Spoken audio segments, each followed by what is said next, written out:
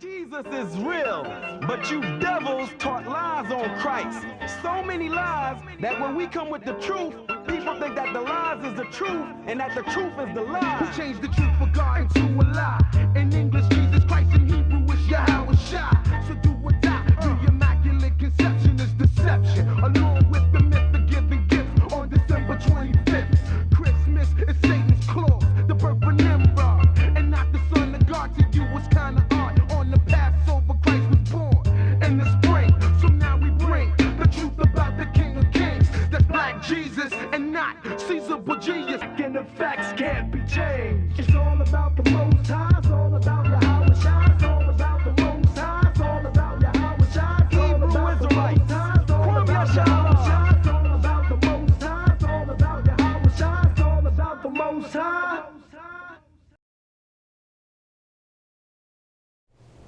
We live?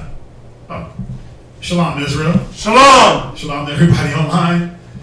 Thanks for joining us. We're here live at 8524 South Braeswood Boulevard, Houston, Texas, 77071. Our class times, our updated class times are Monday and Wednesday from 7 to 9 p.m. Friday from 6 to 8. And then we have our Saturday's Shabbat class from 10 to 2.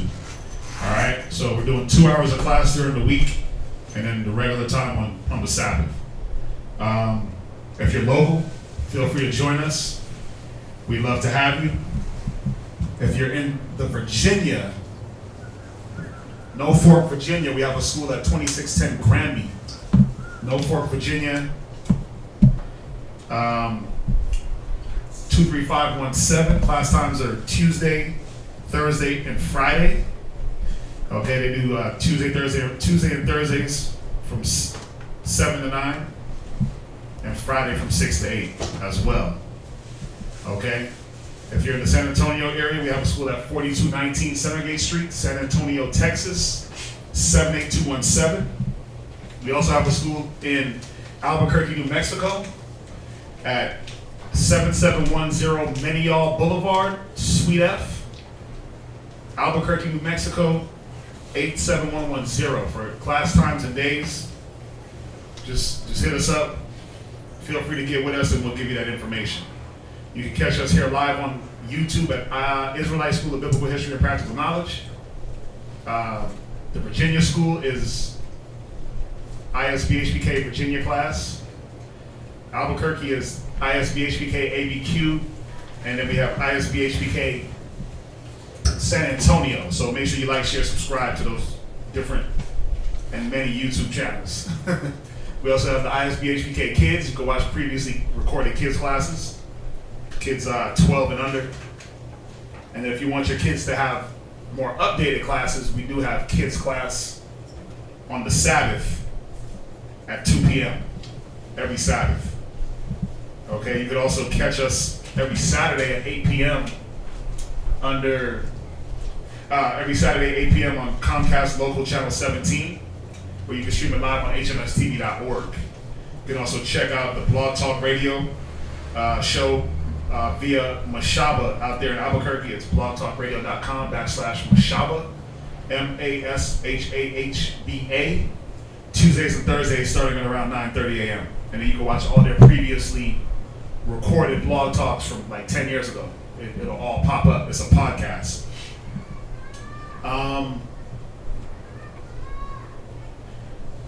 We have an upcoming feast, November the 27th. Okay, that's the memorial of the blowing of the trumpets. November the 27th. That's a Friday. We won't have class that week.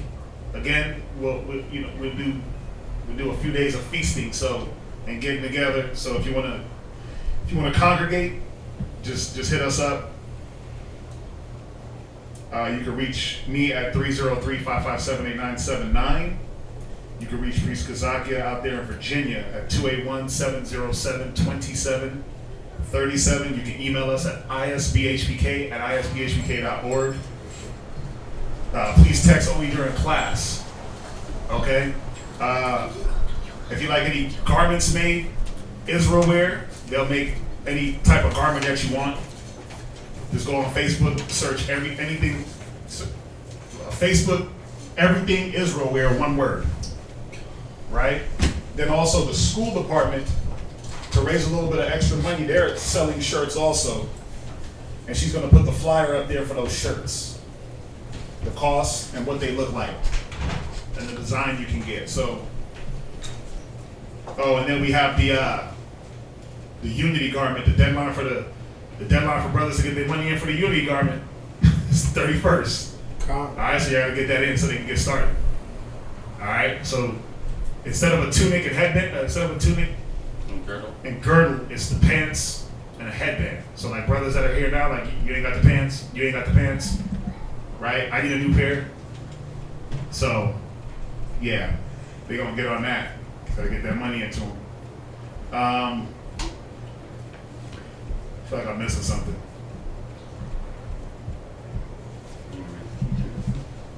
You said what? There's not gonna be a tunic and a No, headband? because there's no point in having a tunic if you ain't got pants. Come. Yeah, so they're gonna make sure that everybody's caught up with the garment. So when we go out, unity, right? Come. Yeah. So we just. So for now, they're gonna be doing the pants and the headband. And a shirt. Oh, and a shirt? Oh, nice. I believe so. Wait, no, it said. Oh, okay. Y'all might want to update the text. Well, unless it changed. It's gonna be the same price? Yeah. Come. Yeah. I thought the one of the trumpets is not in September. September the 27th. Oh, he said November. Oh, yeah, I'm tripping. It's September the 27th. Y'all know y'all can't listen to me. I'm getting everything backwards. No, I'm playing. Yeah, no, September the 27th. All right, that's in a few weeks. That's in a few days. So we said it would come quick. What did she say on there? It is pants and headband, unless it changed. Yeah. It's pants and Pants and a headband. All right, so just get brothers caught up, and then they'll look further down the line. Then they'll do the tunic, armbands, things like that. All right. That's gonna be it for the announcements. You know how we've been doing it. We get right into class. We give y'all these quick 2 hours, get the information, and then if you got questions, you can hold them for Friday or for Saturday. So we do Monday class, Tuesday class. Friday you can ask questions. Saturday, Kazakia will get questions also. Okay. So what we're gonna do, we're gonna get into the class. What's the title I got up there? It's the Treachery. We're gonna get into Saul, King Saul. And the title of the class, I titled it The Treachery of King Saul. And let me ask y'all this. Has anybody ever wondered why Saul, what was in Saul that made him try to kill David? Jealousy? Right? What else? Hatred. Right? What else? Well, have you read these things? Come. Have you read like he was jealous? That he hated, you ever read that he hated David? Well, yeah. Okay, what else? He envied him. Okay, what else? What about before David even got on the scene? Oh yeah, he was like What type of man was Saul? he wasn't obedient. Like Right? he disobeyed the Most High. Right? And you're right. There was a few character flaws in Saul that led up to him basically being a murderous brother. And we're going to go through and just examine and look at. It's going to be a lot of reading. We're going to be in the Josephus. That's why you got to get a Josephus. Because we're going to be in there. I don't know if somebody wants to borrow this one. Any one of y'all want to borrow that? Yeah. He's going to read the Josephus stuff. All right, I'm going to have him read it. Because he's going to read nice and clear and right on point. Khan? Right? So, let's get into it. Let's go to 1 Samuel 10. Now, I'm not starting with the beginning of Saul's inception as far as when he was anointed and going through that whole story, but if you read the story, you'll understand that Saul was from what tribe? Who knows? Judah? No. No. Close. What tribe was he from? Levi. Close. What tribe? Benjamin. Saul was a Benjamin, right? Saul was a Benjamite, which was the smallest tribe, right? His pops was a Benjamite, he was a Benjamite. And leading up to Saul being anointed king, who was the king of Israel before Saul? Who knows? They got to know y'all history. Who was the king of Israel before Saul?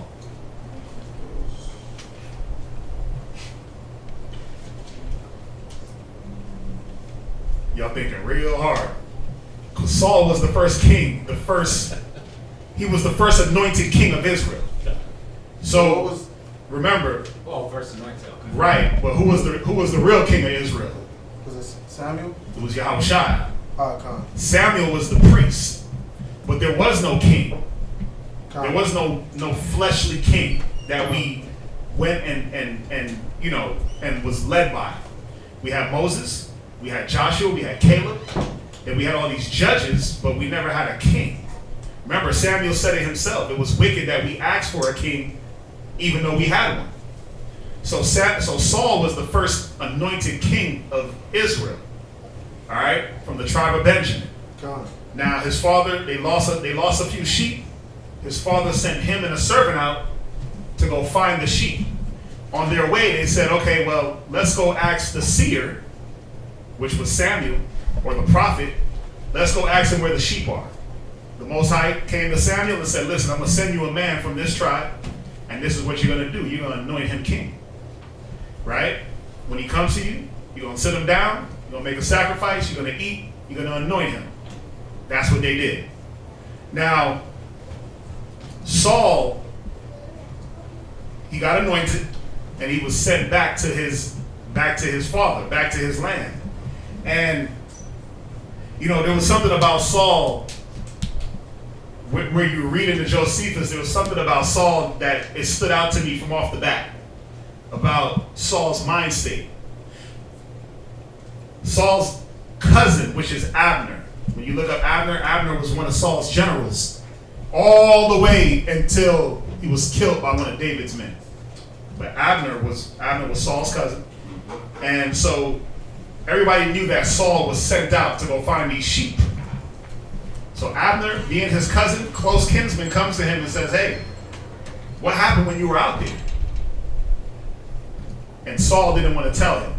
He didn't want to tell him, his own family member, what Samuel told him, and that the fact that he was going to be king, but there was a reason why. So let's go into the Josephus. Did I say the Josephus, or? He said 1 Samuel chapter 10. Go to 1 Samuel chapter 10, 14. So now we're kind of caught up. Just give you a little backstory without having to read all them chapters. Go to 1 Samuel 10, 14.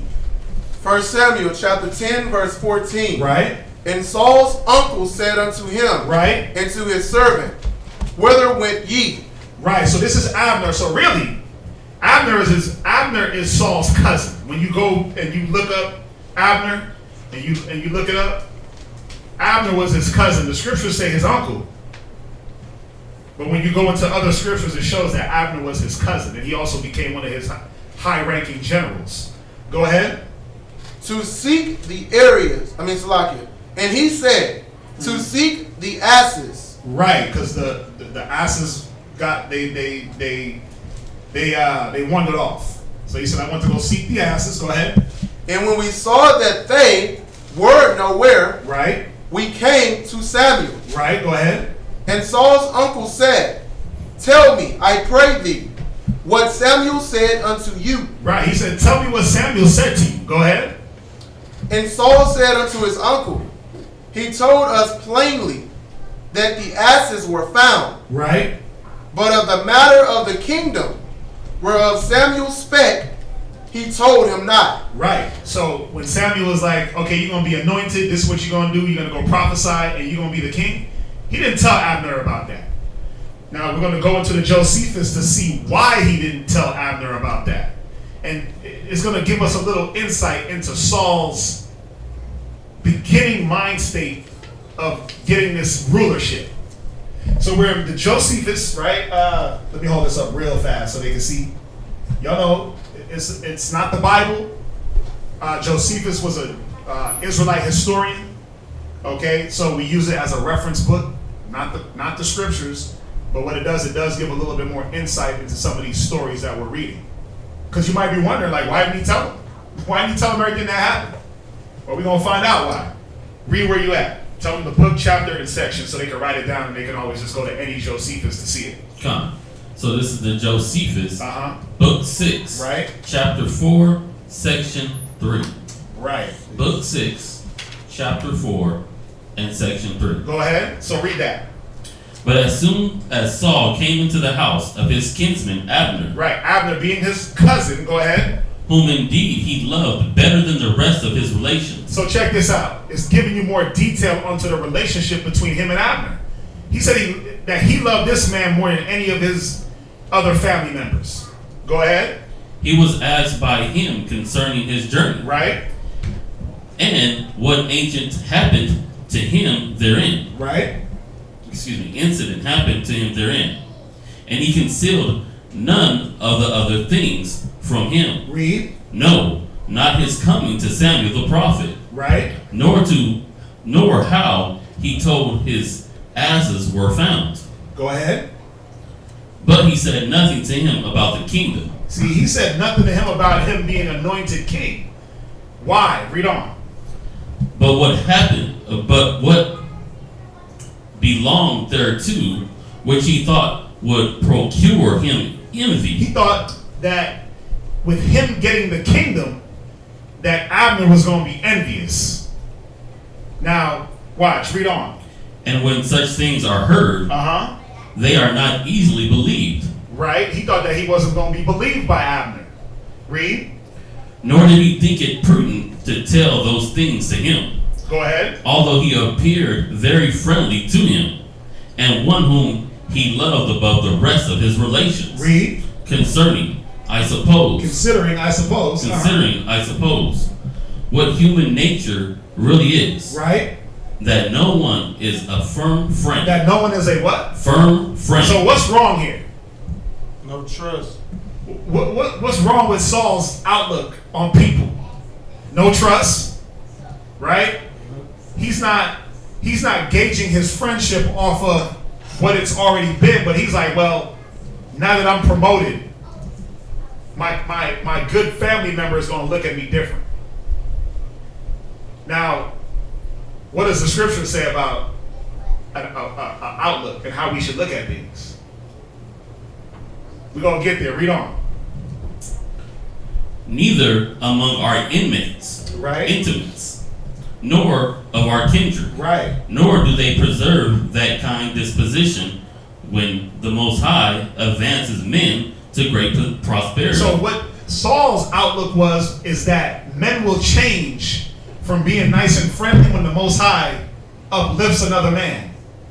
When the Most High, promotes a man, Saul's thinking is that everybody around him is going to have an evil outlook. Right? Go ahead.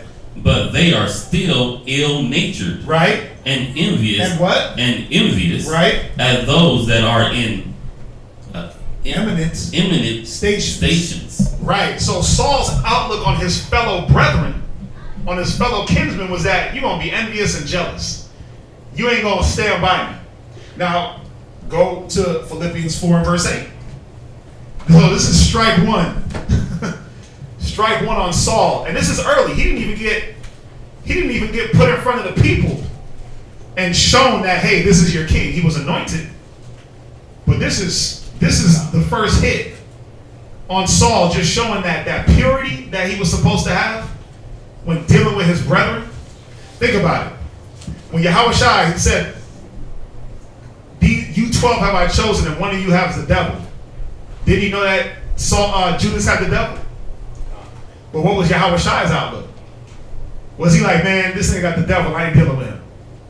Or did he give him chance after chance after chance? Give him a chance. He gave him chances, right? Why? Because this is where Yahushua's mind was. Read. Philippians 4:8. Go ahead. Finally, brethren, Read. whatsoever things are true. So you got to deal with what's true and what's factual.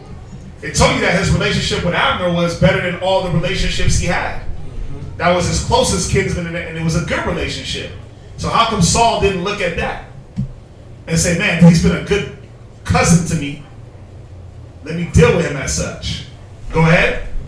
Whatsoever things are honest. Whatsoever things are what? Honest. Now, it never said that Abner dealt with him in any way but honestly. Go ahead. Whatsoever things are just. Read. Whatsoever things are pure. Right? Whatsoever things are what? Are pure. So, how come it's not saying whatsoever things are skeptical?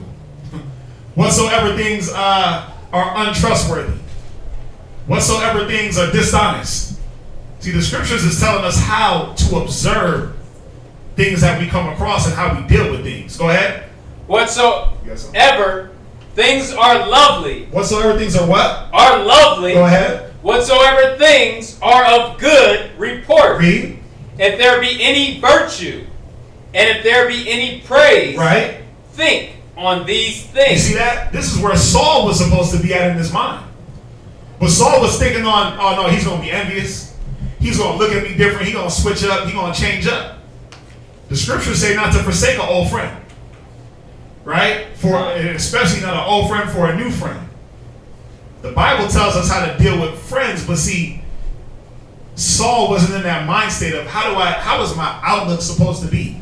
The Most High just blessed me with the kingdom.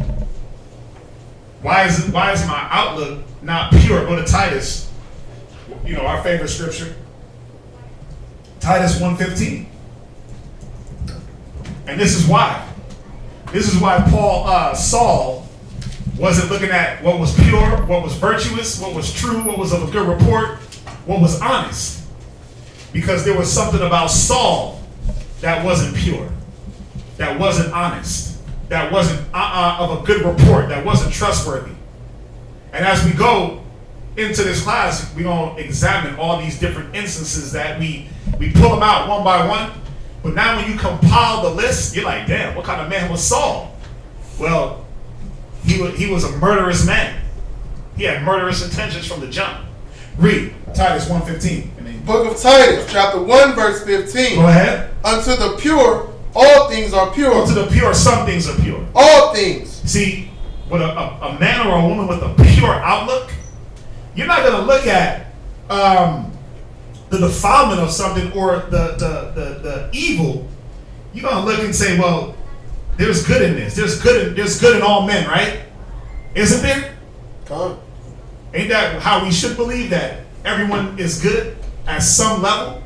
And then you let them show what? Their true colors. You let them show they're good, or you let them show they're bad. Well, you can't automatically say, well, yeah, everybody's just bad. Because I've been hurt. Because I went through things with people, everybody's just bad.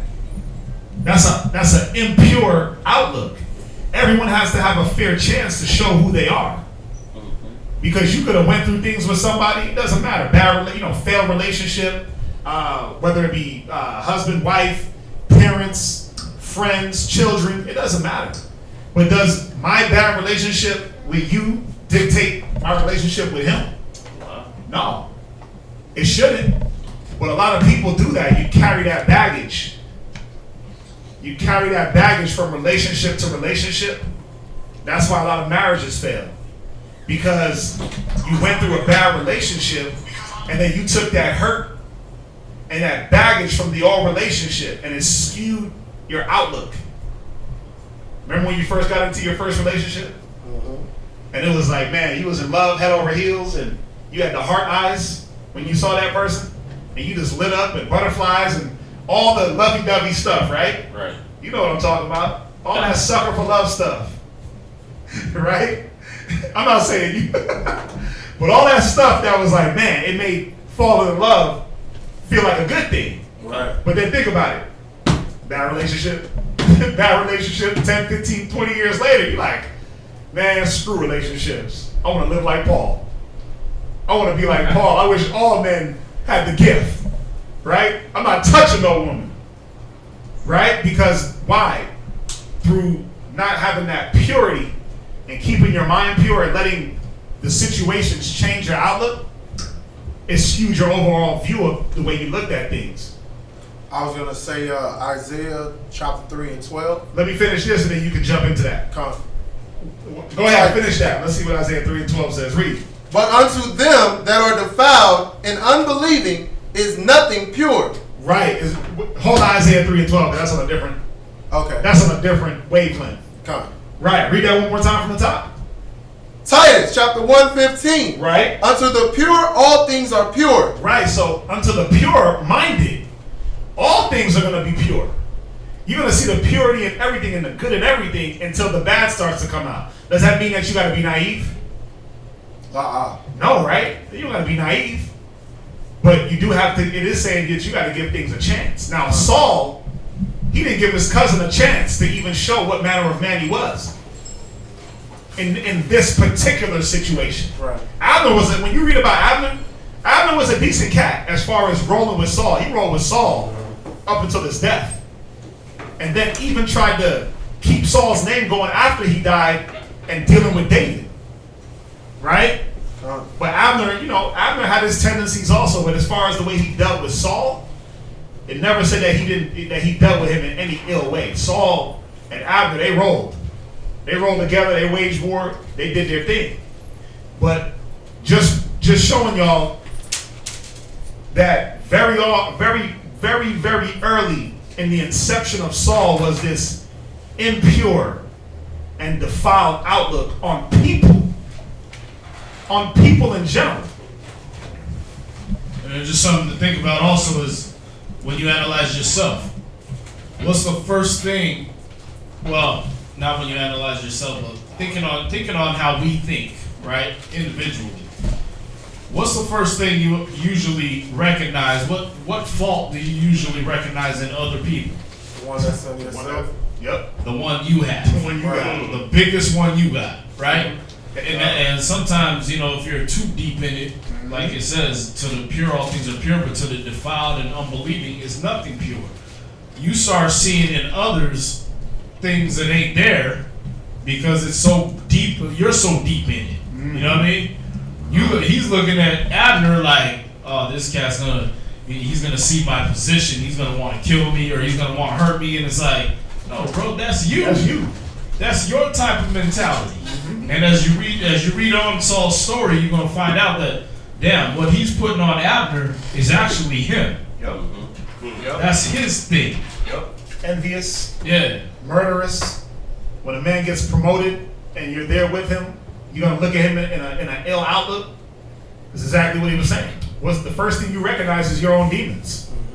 That's why the Most High puts you. There was a very wise guy, a very wise man once told me, the reason why you're put with a person in a situation, whether it be good or bad, you're put there to see you. You're put there to see what is it about you that you got to learn, and what do you got to see in yourself, and then what do you learn from that person? What do they learn from you? The Most High works in this. He works in this duality, 2 versus 2 type of thing. Where how else is iron going to sharpen iron? Or how else are things going to be corrected or rooted down or built up? You see that? So when Saul sat across from Abner, he was like, well, if I heard that you got promoted, I'd be envious. I'd be jealous. I wouldn't want to stick around. That's what was in Saul. This is from the beginning. Right. This is family. Yeah. You know what I mean? Right. And it's one thing, I saw in Trinidad, man, when I was living there with Benjamin. There's a lot of that with them. There's a lot of that, like, oh, okay, you done came up, so I want to take you down.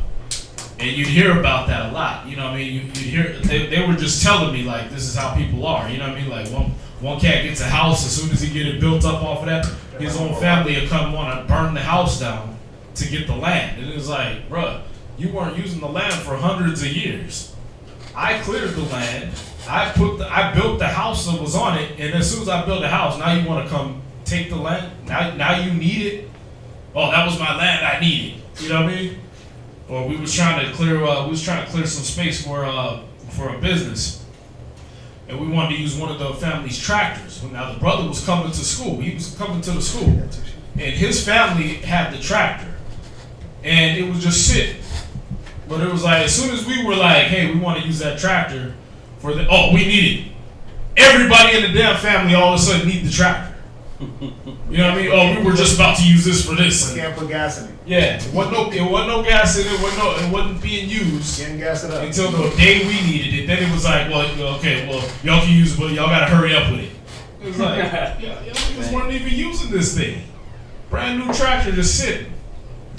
Y'all see that?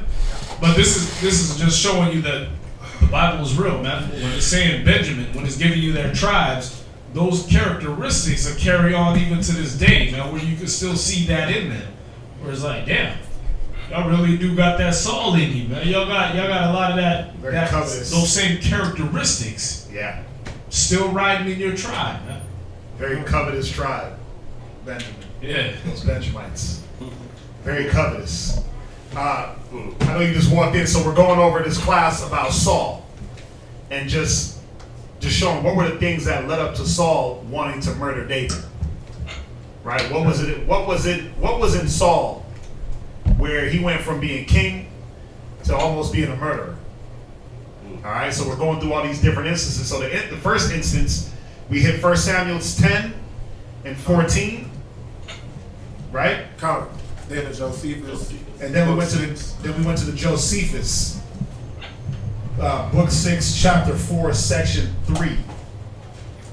And then we went Titus 1 and 15. Philippians 4 and 8. Ah, sorry. Right, and then Titus. So what's the second instance? Or what was another character flaw about Saul that, you know, one of the things that stand out about Saul to me is when the Most High said it repented me to make Saul king. And he said that very, very early in Saul's rulership. He said that about in the second year of his rulership. He was like, man, I ain't with this guy no more. And that's one of the things that stood out. I'm like, dang, the Most High literally withdrew from Saul and said it repented me to make Saul king. I'm gonna find me a better man. Now, there was something else about Saul. So his outlook was impure. That's first and foremost. Now, as a king, what's the most important thing about a king? Or let's do it like this. When Solomon was anointed king, what was the first thing he had to do after he was anointed? What was he faced with? Do y'all know the story of Solomon? Y'all gotta read more. He had to face the people, right? Remember the lady, the two ladies with the baby? Oh. He had to make a judgment call. Yeah. He had to make a decision on something and judge righteously. Now think about this. If your outlook is already impure and defiled, what is that going to affect? It's going to affect judgment. Right? Now, Saul's judgment was hasty. He was a hasty man. Very hasty. So let's go to 1 Samuel 14:23. And y'all could go through and read these stories. I'm getting to the points because we could sit here and read all day. Now, we're jumping from the 10th chapter to now the 14th chapter. So 2 years have already went by. And they're at war. The Israelites are at war with the Philistines. Okay, and the Philistines, man, they're whooping on us. They got garrisons. They took all of our weapons away. And they took away the ability for us to sharpen any weapons or make weapons. So they basically had us on lockdown. We go into war with them. They're beating us. Saul's men start to run away. They start to hide in caves, right? And then Jonathan takes it upon himself, which is Saul's son. He's like, listen, I'm going to grab me a servant, and we're going to go and we're going to basically infiltrate the garrison of the Philistines. Jonathan does his thing. We start to prevail. We end up beating the Philistines, right? So we're going to start at the 14th and 23rd verse. Y'all can read it. Like I said, go through and just read it. It's good. Listen, it's good night reading. It's real good late night reading. If your brain is moving at night and you can't sleep, this right here is real good. All right? 1 Samuel 14:23. 1 Samuel 14:23. Go ahead. So the Most High saved Israel that day. Right, because, listen, it was to the point where they wiped our men out. They wiped us down to about, I think Saul had 3,000 men with him. They wiped us down to about 600. He had 3,000 bodyguards. They wiped us out. I mean, they scared our men off. They ran and hid in caves. Go ahead. And the battle passed over unto Beth-aven. Right. And the men of Israel were distressed that day. Go ahead. For Saul had adjured the people, Right. saying, Cursed be the man that eateth any food until evening. Right. So Jonathan, Saul's son, basically was the reason why Israel started winning this war. So Saul took it upon himself to make a vow. He said, "Curses any man." He wanted us to chase down and hunt the Philistines to the very last person.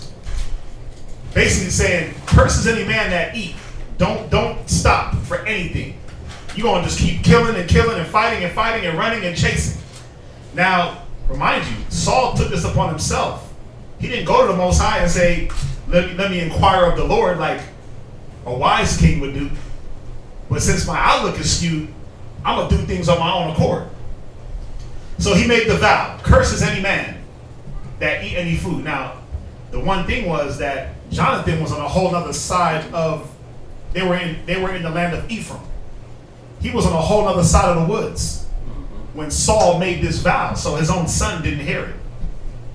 Right? Because he just made a hasty decision. Read on. That I may be avenged on mine enemies. That I may be what? Avenged on my enemies. Go ahead. So none of the people tasted any food. Right. And all they of the land came to a wood. Read. And there was honey upon the ground. Right. When it says a wood, it's talking about the woods of Ephraim. That was the land of Ephraim. They had a lot of honey and bees. Read on.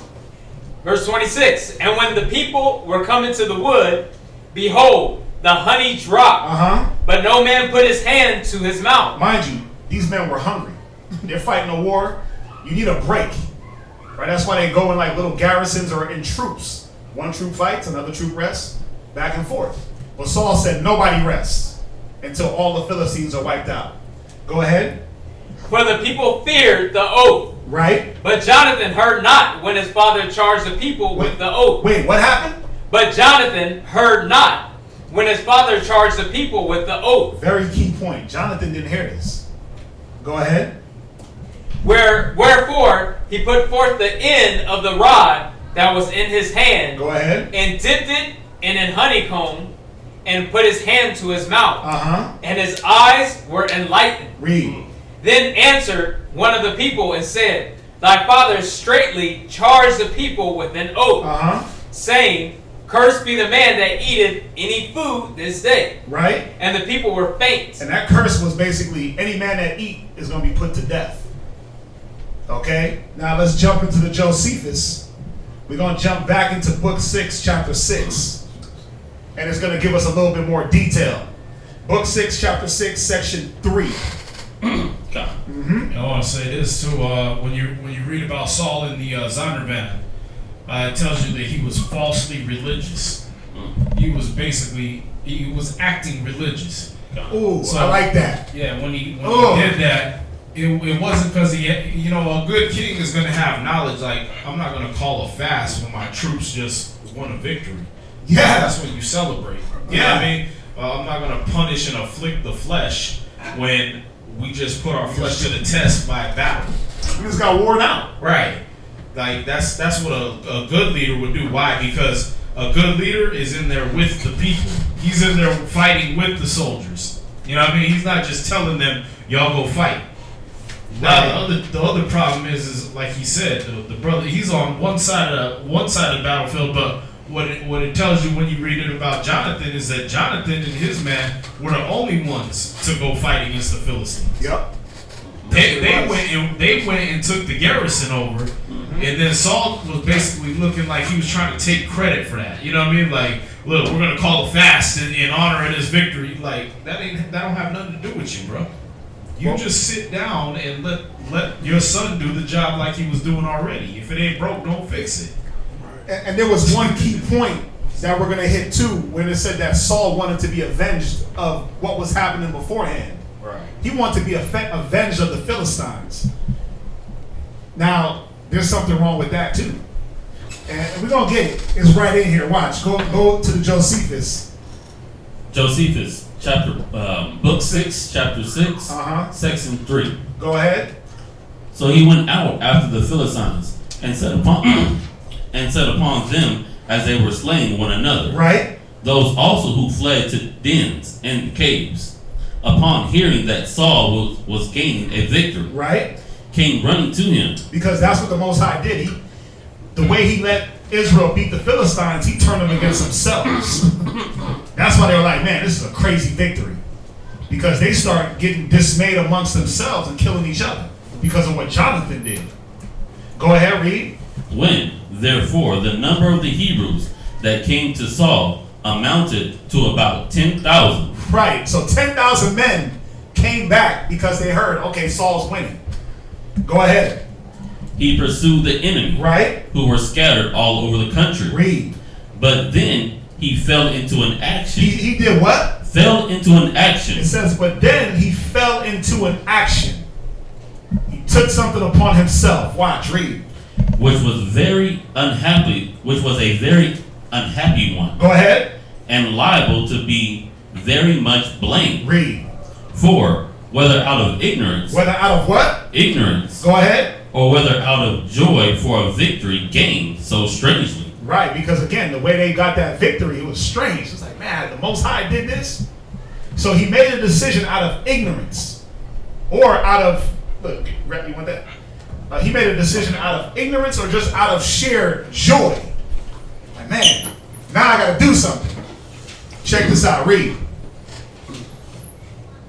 For it frequently happened that persons so fortunate are not then able to use their reason consistently. Wait, it says they're not able to do what? Use their reason consistently. See, he wasn't able to use his mind. The scriptures say a man's trial is in his reasoning. His reasoning for saying, listen, nobody eat until all the Philistines are wiped out was the wrong reason. And it said it was an action that was to be blamed. Read on. As he was desirous to avenge himself. Wait, he was desirous to do what? Avenge himself. See, this is why his decision was wrong. He wanted to avenge himself. Go to Nahum 1 and verse 2. Go to Nahum 1 and 2. So what's wrong with Saul wanting to get vengeance? What did he forget? Vengeance is of the Most High. Yeah, he forgot that. And then in trying to go and exact vengeance on the enemies, he put his people in a bad position. He put his own son in a very, very bad position. Nahum 1 and verse 2. Somebody else get Romans 12:19. Nahum chapter 1 and verse 2. Go ahead, read. The Most High is jealous. The Most High is what? Jealous. Read. And the Most High revenging. And the what? The Most High. Read. Revenging. No, Saul revenge. Revenge. No, the Most High. We revenge. The Most High. Go ahead. Revenging. Read. The Most High revenging. Why does it say it twice? It's letting you know it ain't yours. It wasn't yours. It wasn't your time, Saul. Because the way you want to go exact revenge was wrong. You put your people in constraint. He wore these men out. Then he got them walking through honey fields, through fields of honey, and they hungry. And he's like, man, any man that eat is going to die. Read. And is furious. And is what? Furious. Go ahead. The Most High will take vengeance on his adversary. Read. And he reserved wrath for his enemies. Go to Romans 12:19. This is what Saul, see, these are like basic principles that, remember, when you read in the book of Deuteronomy, there was specific laws for kings. That when a man was anointed king, he had to know all the law. But there was a law of rulership that they had to go through and know to qualify them to sit on that throne. But see, Saul was breaking principle law. Romans 12:19, read that. Romans 12:19. Dearly beloved, avenge not yourselves. He said, do what? Avenge not yourselves. Go ahead. But rather give place unto wrath. Well, whose place is it? Well, it wasn't Saul's place to take wrath on the Philistines. See, what Saul should have did was get the victory, regroup, go back to Samuel, let Samuel talk to the Most High, and give Saul instruction. But see, now you're getting a lot of different character flaws in Saul. Got a little bit of rebellion, right off the top. You got a little bit of taking things upon your own self, not giving the Most High the credit. What were you gonna say, something, God? Pride. Oh, definitely. Oh, come on. Pride. I gotta get this vengeance. But you didn't get the victory. That was all Jonathan and the other man that was with Jonathan. All Saul's men ran away. Now, the cold part about it, we don't get into Saul's men, the type of men he had with him.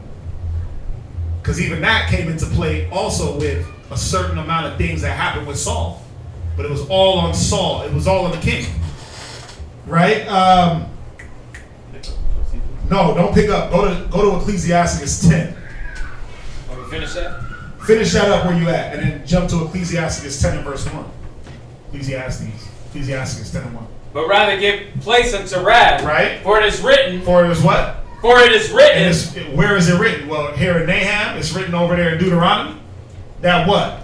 Vengeance is mine. So Saul knew these things. Saul knew the law. So he knew that vengeance was of the Most High. And Yahweh shot. He had no place in that vengeance. Go to or he was supposed to. You know, that's he was supposed to. Right. There's a key thing when you read in the book of Judges, right in between Saul being anointed king and Moses dying. Right? After Moses' death, you start reading about Israel going off in Judges. Mm-hmm. So this ain't all on Saul. And I'm just gonna point this out real quick. It's in Judges 21, but it's mentioned in there twice. It's also in Judges 17. It says, in those days, this is Judges 21 verse 25, in those days there was no king in Israel. Mm-hmm. Every man did that which was right in his own eyes. Yep.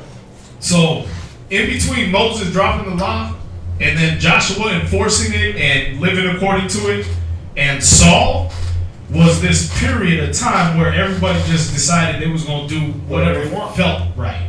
Yep. Does that sound familiar? Yeah. Mm-hmm. It sounds like today's day and age, right? The churchgoers. Oh, God knows my heart. Right? Well, nigga, you supposed to know his heart. You supposed to know the Most High's mind and read and find out what does he want you to do. It's not enough that he knows your heart. Do you know his? Y'all see that? And so here's Saul being what it said, falsely religious, man. Because he thinks he knows the Most High's mind. And on numerous occasions, he's wrong. Yeah. He's like, I sacrificed because you was gone and it was time. Like, okay, but you're trying to say you was holier than me? Like you was just so anxious to sacrifice to the Most High that you couldn't wait one day? Nah, you're falsely religious, man. You're doing these things off of your own understanding, off your own feelings. And so it's not all on Saul, because it said every man. In between that time, every man did what was right in his own eyes. Y'all see that? So Saul was just kind of caught up in the mix that you got to understand how the Most High would raise up Israel's leaders. Your leader would be a representation of the nation. Yep. You understand that? Okay.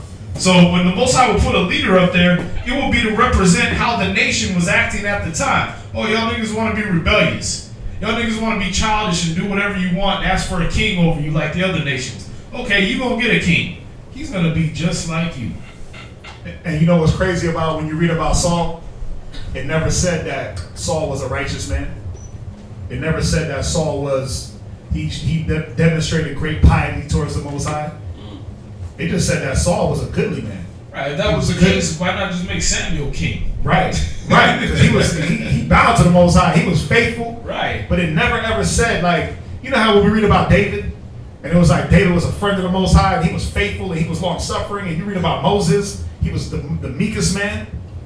You never read about about Saul. No character. No character. The only thing it said, watch, go to it's Judges 9 and 1. No, 1 Samuel 9 and 1. 1 Samuel 9 and verse 1. 1 Samuel 9:1. And we're jumping a little bit, but it's all good. Now there was a man of Benjamin, right, whose name was Kish, right, the son of Abiel, Read. the son of Zeror, the son of Becherah, Right. the son of Apiah, Right. a Benjamite, a mighty man of power. Right. So this is talking. Kish was Saul's dad. Go ahead. And he had a son, Right. whose name was Saul, Read. a choice young man Uh-huh. and a goodly. And a goodly, but that wasn't talking about his character. Just handsome. Right. He was just tall and good looking. Read. And there was not among the children of Israel Uh-huh. a goodlier person than he. Semicolons. It's going to explain what it was talking about. Go ahead. From his shoulders and upward, he was higher than any of the people. Right. And then when you go into the Josephus, it just says that he was the best looking man at the time and tall. So it never goes in about Saul having this immaculate character. Remember, Samuel said it. It was a wicked thing for you to ask for a king. So you think that and I like what you brought out, because you think the Most High was going to be like, well, yeah, here's this just king. The Most High, before he gave us Saul, he warned the people and said, if y'all do wickedly, it's going to be on you and your king. Why did he warn the people? Why did he have to warn the people? Well, he just brought it out. Every man did what was right in his own eyes. So the people were all operating as what? Just self-kings? I'm self-anointed. I'm gonna do whatever I want to do. But the Most High warned us. Let's jump back. So y'all get that, right? Con? Y'all with me? Right. So let's jump back. So you read Romans, Yep. right? Let's jump back into the Josephus. Start at the part where it said avenge himself. Hey, you know, the first red flag against Saul, man, should have been the fact that he lost the sheep or the oxen? The asses. Yeah. He was sent to go find them. But how did they end up lost? You gotta think, like, why am I gonna just send one of my family members at random to go find these lost oxen? He was probably the one responsible for it. Exactly. Yeah, he was probably sent there as punishment. Go find the oxen you lost. Y'all see that? But when you look at David, in contrast, where was David? He was with the sheep. And then when one got took, he's killing lions and bears. Right, with his bare hands to get one. Yeah. Yep. Y'all see that? So you got a contrast of these different types of kings where the character attributes are just terrible on Saul's end, man. I'll give you one more. So when he went to go see Samuel, he thought that I'm gonna go pay Samuel off. He was like, well, we ain't got no gifts for the seer. Now that wasn't customary in our time to bring a gift to a prophet or to a seer. You didn't have to bring anything. They didn't accept gifts. But in Saul's mind, it's like, well, again, I'm covetous. Right. So everybody else is gonna be covetous. Yep. So there was a few strikes even before his outlook, but it all just shows what type of outlook he carried. This was a typical Israelite. You gotta think, this was a typical Israelite, you know what I mean? Because it didn't say he had any like outstanding character attributes or qualifications to be a king. It was like the Most High was like, he's pretty, put him up there. And he's the biggest one out of all y'all. Yeah, so that means he could have picked any Israelite at random and they would have acted like this. That's why I said it's not just Saul. Yep. All Israel was like this. The scripture says it, man. As the leader of the people is, so are his officers. Right. Right? Yeah, Ecclesiastes. That's Ecclesiastes 10. We didn't go there. We didn't go there. We can go there. Jump back to the Josephus. Josephus, same area I left off. Right, book 6, chapter 6, section 3. So he was desirous to avenge himself.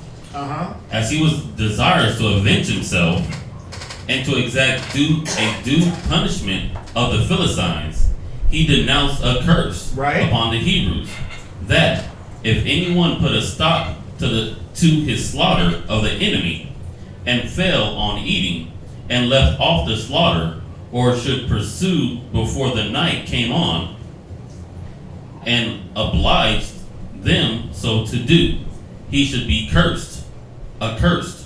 Right. So this story is very important because Saul put this curse on the people. Nobody stopped fighting until everybody's wiped out. But you put your men in a position. Think about it. If you've been fighting for days and days and days, and then it's time to eat, you're going to be a niggard at the table. Right? It was almost like he was calling down judgment, his own judgment, Yeah. Because he didn't obey what the Most High said, which was to destroy everything. Well, we didn't get to that story yet. Right, I know, but it's like here is where it kind of collates with that. It does. It does. Yeah. And that's another thing about Saul. I like that. He judged things the way he wanted to, when he wanted to, the way he wanted to. You know, the Most High, we'll get into it, where the Most High told him to go kill the Amalekites. And he decided to save some. But then he makes this vow that anybody of Israel that eats is going to be put to death. And I'm going to show y'all how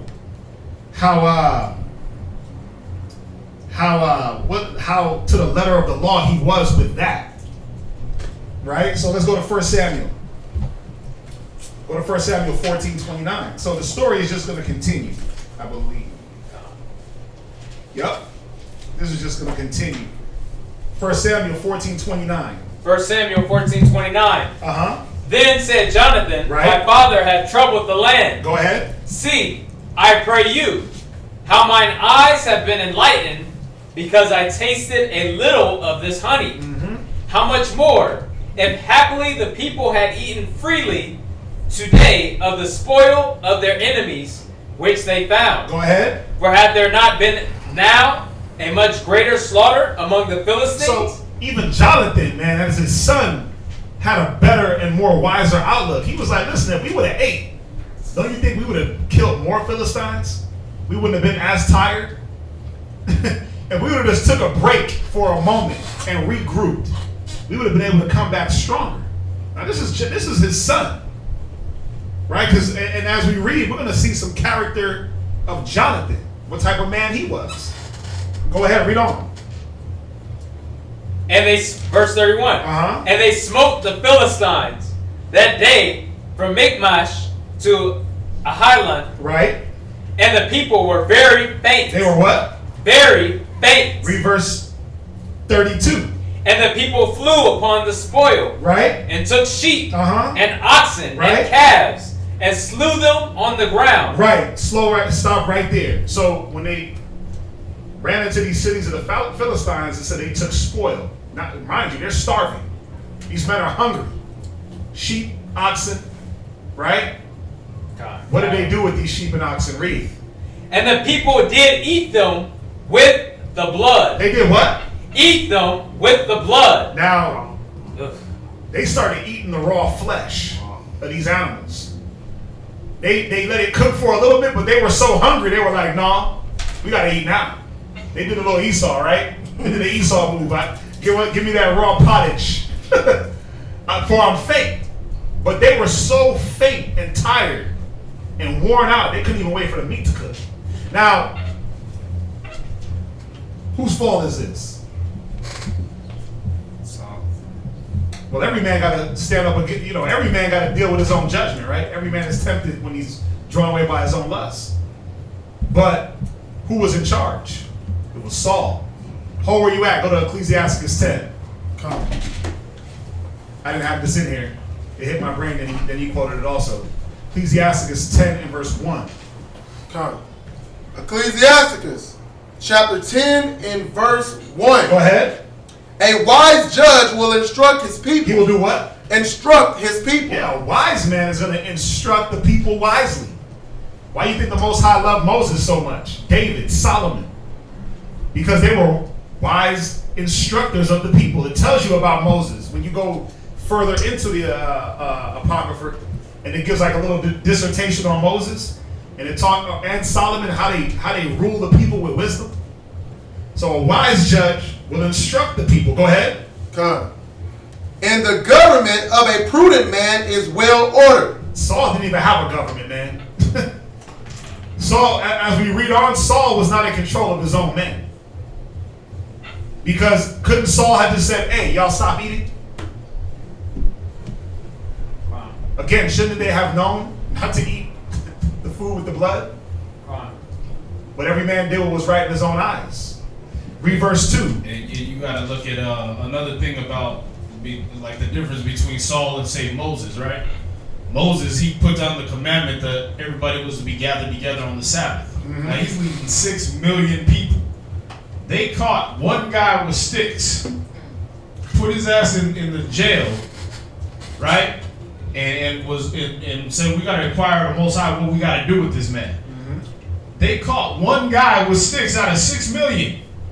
They caught one guy doing off. That means Moses had every single person in Israel up under him listening to the commandments. Yep. Saul, he wasn't that thorough, man. His own son was missing from that.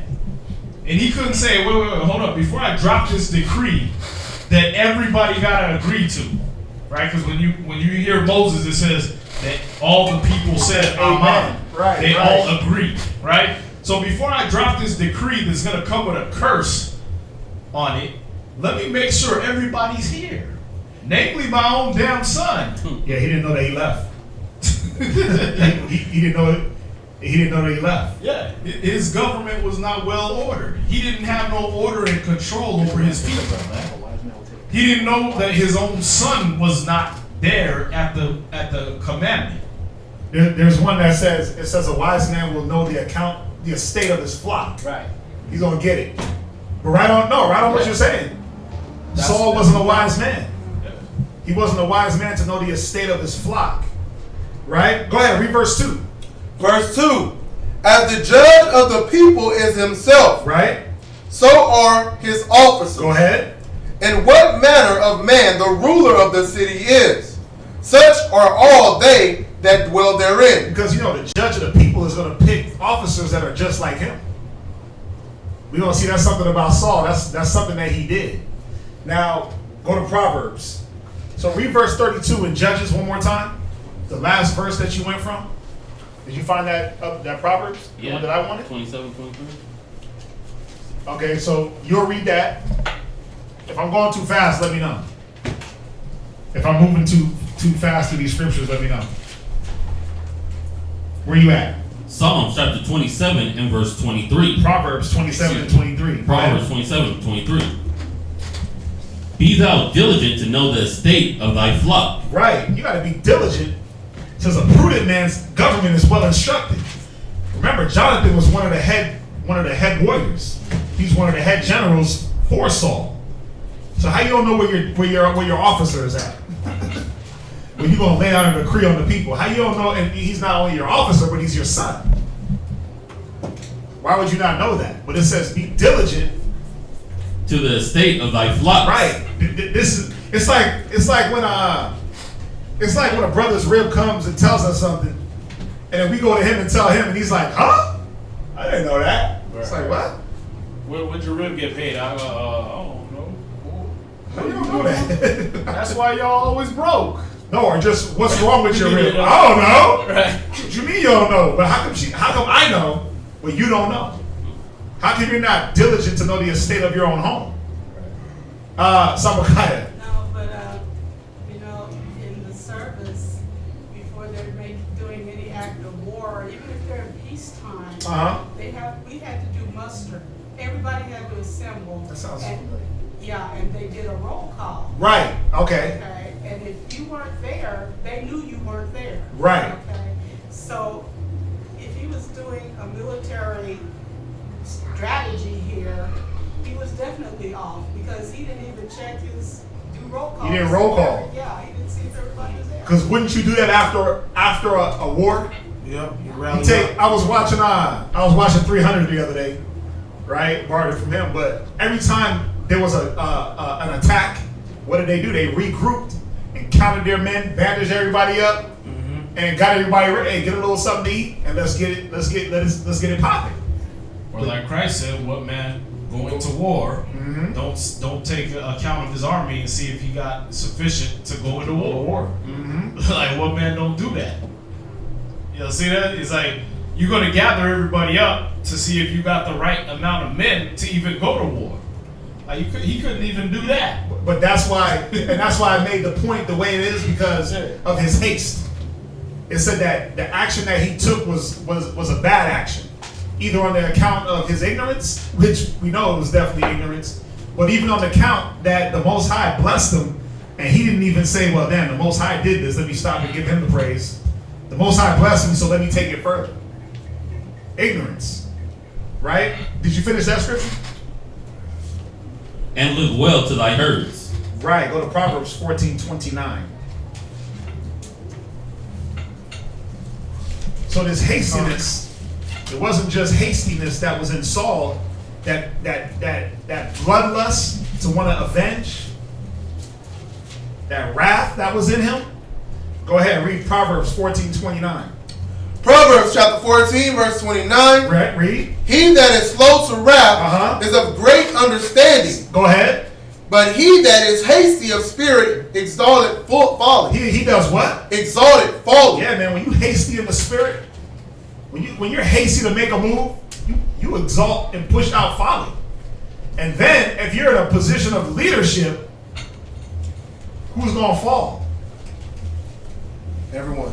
Everybody under you. Saul didn't counsel. He didn't step back and take an assessment of his troops. He didn't look back on the situation and say, let me do what I know I'm supposed to do. Listen, with every move, Saul was supposed to go back to Samuel and deal with the priests and then go to war. What man goes to war and count out the cost? Counsel before every enterprise. You gonna say something?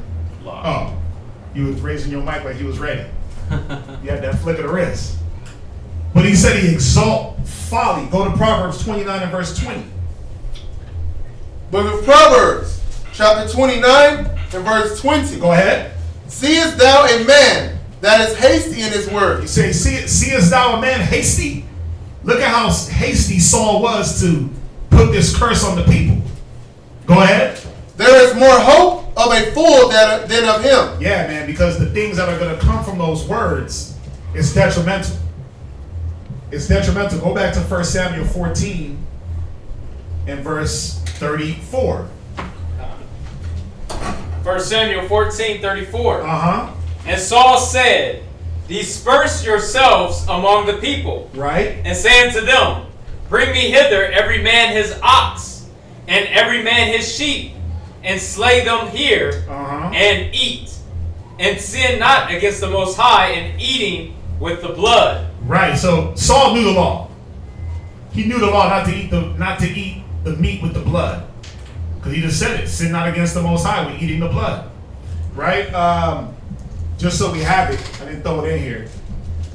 Go to, there's a few of them about not eating with the blood. So like, what was the last one that we just read? 1 Samuel's 14. 34. Yeah, we're just like, this is one of the stories that we're kind of reading straight through. I try to kind of break it up a little bit. Let me find one of these scriptures about eating with the. Where's that? I was going to go to the law. Or is it one in Genesis?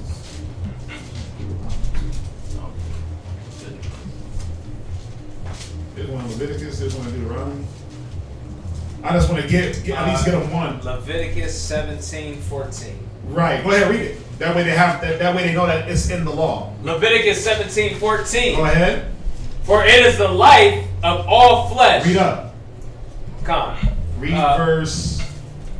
Was that 10? Read verse 13. No. Go ahead, read verse 10. Leviticus 17:10. Right. And whatsoever man there be of the house of Israel, or of the strangers that sojourn among you, that eateth any manner of blood, right, I will even set my face against that soul that eateth blood. Go ahead. And will cut him off from among his people. Read verse 11. For the life of flesh is in the blood. Right, because the life is in the blood. Read on. And I have given it to you upon the altar to make an atonement to make an atonement for your souls. Right, so you can't eat the thing that was going to make the atonement. Right? When you sacrifice, that blood was for the atonement, so we weren't supposed to eat that. When you read about Eli's sons, Eli was a high priest. When you read about Eli's sons, not only were they stealing the offerings, but they were eating the flesh raw with the blood. All right, so it was a sin to eat that raw flesh. Esau, same thing. Pray me now that give me that what do you say, that raw pottage? Red pottage. That red pottage. He wanted that raw meat. He wanted it bloody, still moving. Right? So it was against the commandment to eat any manner of blood. Read on. God. For it is the blood that maketh an atonement for the soul. Right. Therefore I say unto the children of Israel, no soul of you shall eat blood. Right. Neither shall any stranger that sojourneth among you eat blood. Right. So even if we had a stranger with us and he was talking about he wants it medium rare, nah, bro, you got to cook that all the way through. Well, it tastes better. There's more flavor. No, it tastes like iron. It don't got more flavor. It tastes bloody. You know what that bloody smells like? That bloody smell. So the strangers that were with us and ourselves were not supposed to eat any blood. So Saul knew this. So go back to Samuel. Y'all with me? God. All right, just making sure. Y'all need these history classes, man, because I know it's a lot of reading. And I know we're not, firing off a bunch of scriptures, but it's good to know these stories. We definitely got to get these stories down. Go back to Samuel. 1 Samuel 14:34, last precept. Right. And even Esau knows, man, that what's that saying they got? Those that don't go over their history, they're doomed to repeat it. You got to know your history, because how many brothers and sisters fall for every one of these things that Saul done fell for over and over again in your own life? That's the whole point of going over these things. Is Romans 15:4. Those things that were written aforetime were written for your learning. You think he just wrote about Saul so he could show some dumbass that was an Israelite? You think that's the main feature of the book? Nah, he wanted to show you an example what not to follow. What not to do, yeah. Things that you do, things that we do, we get tempted to do every day. We get tempted to be falsely religious. Look at our nation now. Packing the churches out, but show them one scripture. Will they follow it? Nope. Oh, I love Jesus. Jesus is my Lord and Savior. Okay, cool. He said don't eat pork. Not my Jesus. Don't eat medium rare steaks. Right. Like, let me show you the scripture where he said how to love him. If you love him, keep his commandments. Well, that. Like, damn, you turn into Porky Pig just like you eat. Just because of one scripture. But this is in all of us, man. That false religion, that emotionality, emotion first, logic later, right? I'm gonna act off just pure emotion. This was Saul all day. These are things that we all fall for individually every single day, man. And if we would read these stories and see the dumbasses of Israel being highlighted right here, we would be able to say, you know what? I'm gonna check myself. Yeah, we can correct the dumbass before it pops out of us. Right. Yeah. That's all it is. Just put yourself in the story. That's all you gotta do. Put yourself in Saul's shoes. What type of leader do I want to be? Like, man, I was meditating on something last night and even today. And we pray for certain things, and it's like, man, I want to be a leader. I want to be this. I want to be, I want to have leadership, or I want to be a leader. But how about ask for the things that is going to make you a good leader? How about, I want to be a wife. Well, are you asking the Most High for wisdom to be a wife, to be a husband? I want to be, when you ask the Most High for certain things, you got to look at what it is He's really trying to give you. Well, I want a rib. Well, what you're really asking for is to be a husband. You got those tools. See, a lot of brothers like, no, I just want a rib. What's wrong with that? Well, what's wrong with it is, are you qualified to be a husband? Just like Solomon. I want to have rulership, but are you qualified? Well, give me wisdom first, and I'll be able to rule. Saul, you don't read about that with Saul, where he was like, well, I know I'm stupid as hell. At least give me the information and the knowledge to be able to rule the right way. He was like, man, I'm dumb. I'm the least. He said it. I'm of the least of the tribes. What you want with me? I'm from the least of the tribes and the smallest of all the tribes of the family. Wouldn't that put in your head, well, let me ask the Most High for as much wisdom, knowledge, and understanding as possible. That way, my small tribe and small family don't come into play. And I can be exalted with wisdom. Samakaya. Well, because they ate the blood, they didn't do what they were supposed to do. It ended up making them break all the other stuff that comes after you've eaten. Like when you eat flesh, you're supposed to wash yourself, you're supposed to do these other things, bathe yourself and all that, and they didn't. That meant they broke all of them. They broke a lot of laws. Yeah. They broke a lot, and this story is important because it's going to show what it's going to show another character flaw of Saul. Watch. Let's finish it up. Where you at? 1 Samuel 14:34, last precept. Go ahead. And all the people brought every man his ox with him that night. Right. Read verse 35. And slew them there. And Saul built an altar unto the Most High. The same was the first altar that he built unto the Most High. Go ahead. And Saul said, let us go down after the Philistines. So with all that killing and all that wearing the people out, they still didn't wipe out the Philistines.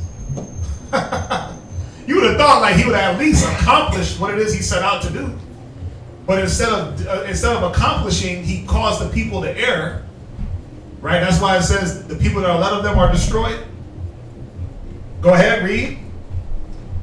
By night, and spoil them until the morning light. Right. And let us not leave a man of them.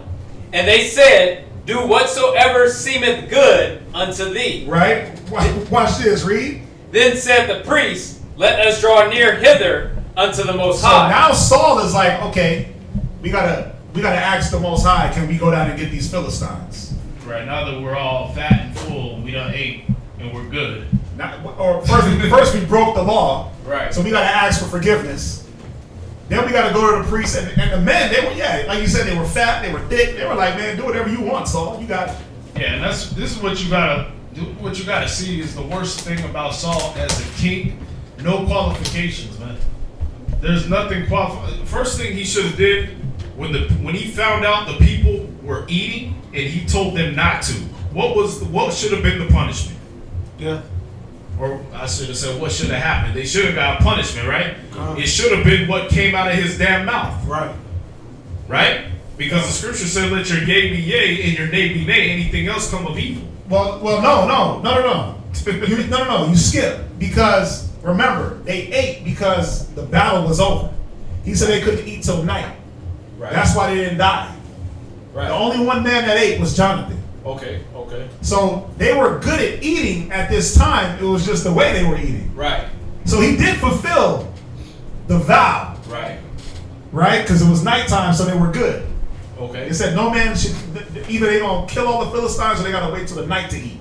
Okay. That's what that was. That's what the vow was. So they were fine with eating. It was the fact that they were eating the blood. Right. So once he found out they ate with the blood, that should have been the punishment. Right. Right. It says in Genesis 9, when the Most High laid it down, that at the hand of every beast and every man will I require that blood. Mm-hmm.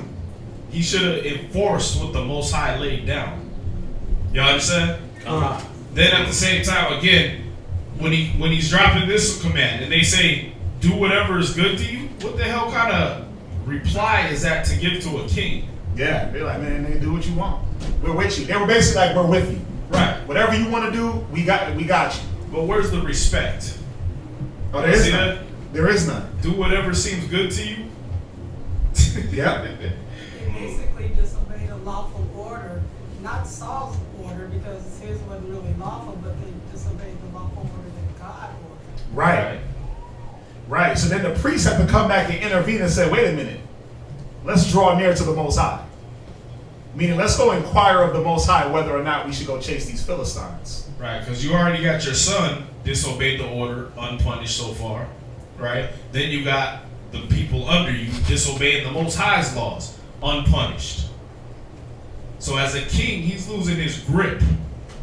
And as you keep going through Saul's story, you're going to see more and more. He just keeps losing his grip on the people. Mm-hmm. The people are just more and more disrespectful as he goes along. Why? Because he never established his dominion on them righteously.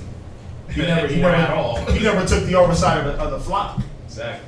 Right? Read on.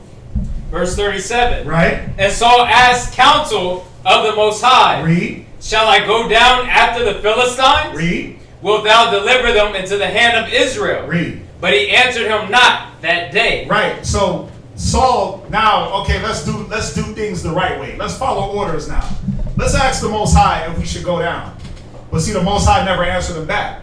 Now, when you read in previous, whenever Saul went to him through Samuel, the Most High would answer right away. Samuel would come back with answer and say, yeah, go fight, go do this, go do that. Remember, this is the second war with the Philistines. All right, so this is already year 2 of Saul's reign. So now he's disrespecting the protocol. But trying to follow it, but they're wondering why the Most High didn't answer him. Right. Again, if it ain't broke, don't fix it. You just got in this. Samuel been doing this. Samuel been inquiring to the Most High and then coming to you with answers. Now you're going to say, okay, let me just inquire myself. No, that's not your job, bro. You asked Samuel. Samuel asked me. That's how things have always worked. The order. See that? But now he's going to go. There's so many scriptures be popping in my brain, but it tells you about not removing the ancient landmark which your fathers have set. You don't mess up what's already been set in stone, what's already been put down and put in order. Just like Paul. Paul knew, right? Or keep the ordinances as I delivered them to you. Follow me as I also follow Christ, right? But look at Saul.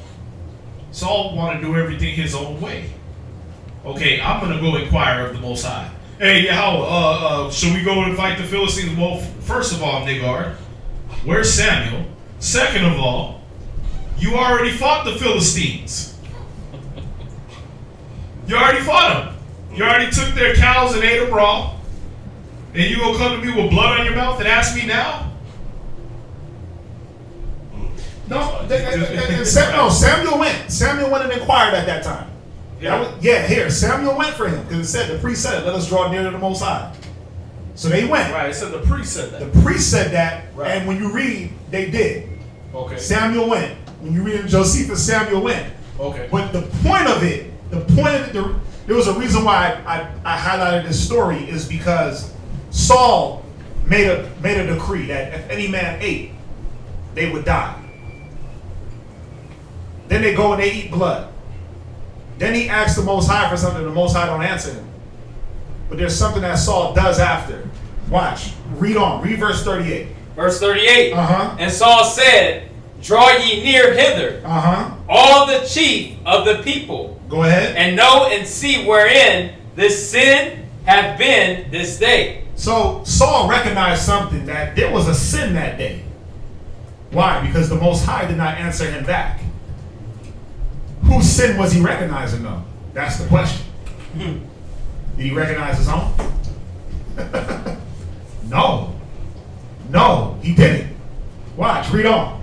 Verse 39. For as the Most High liveth, right, which saveth Israel, though it be in Jonathan, my son. Who's the sin in? Though it be in Jonathan, my son. See, Saul didn't look at his own actions.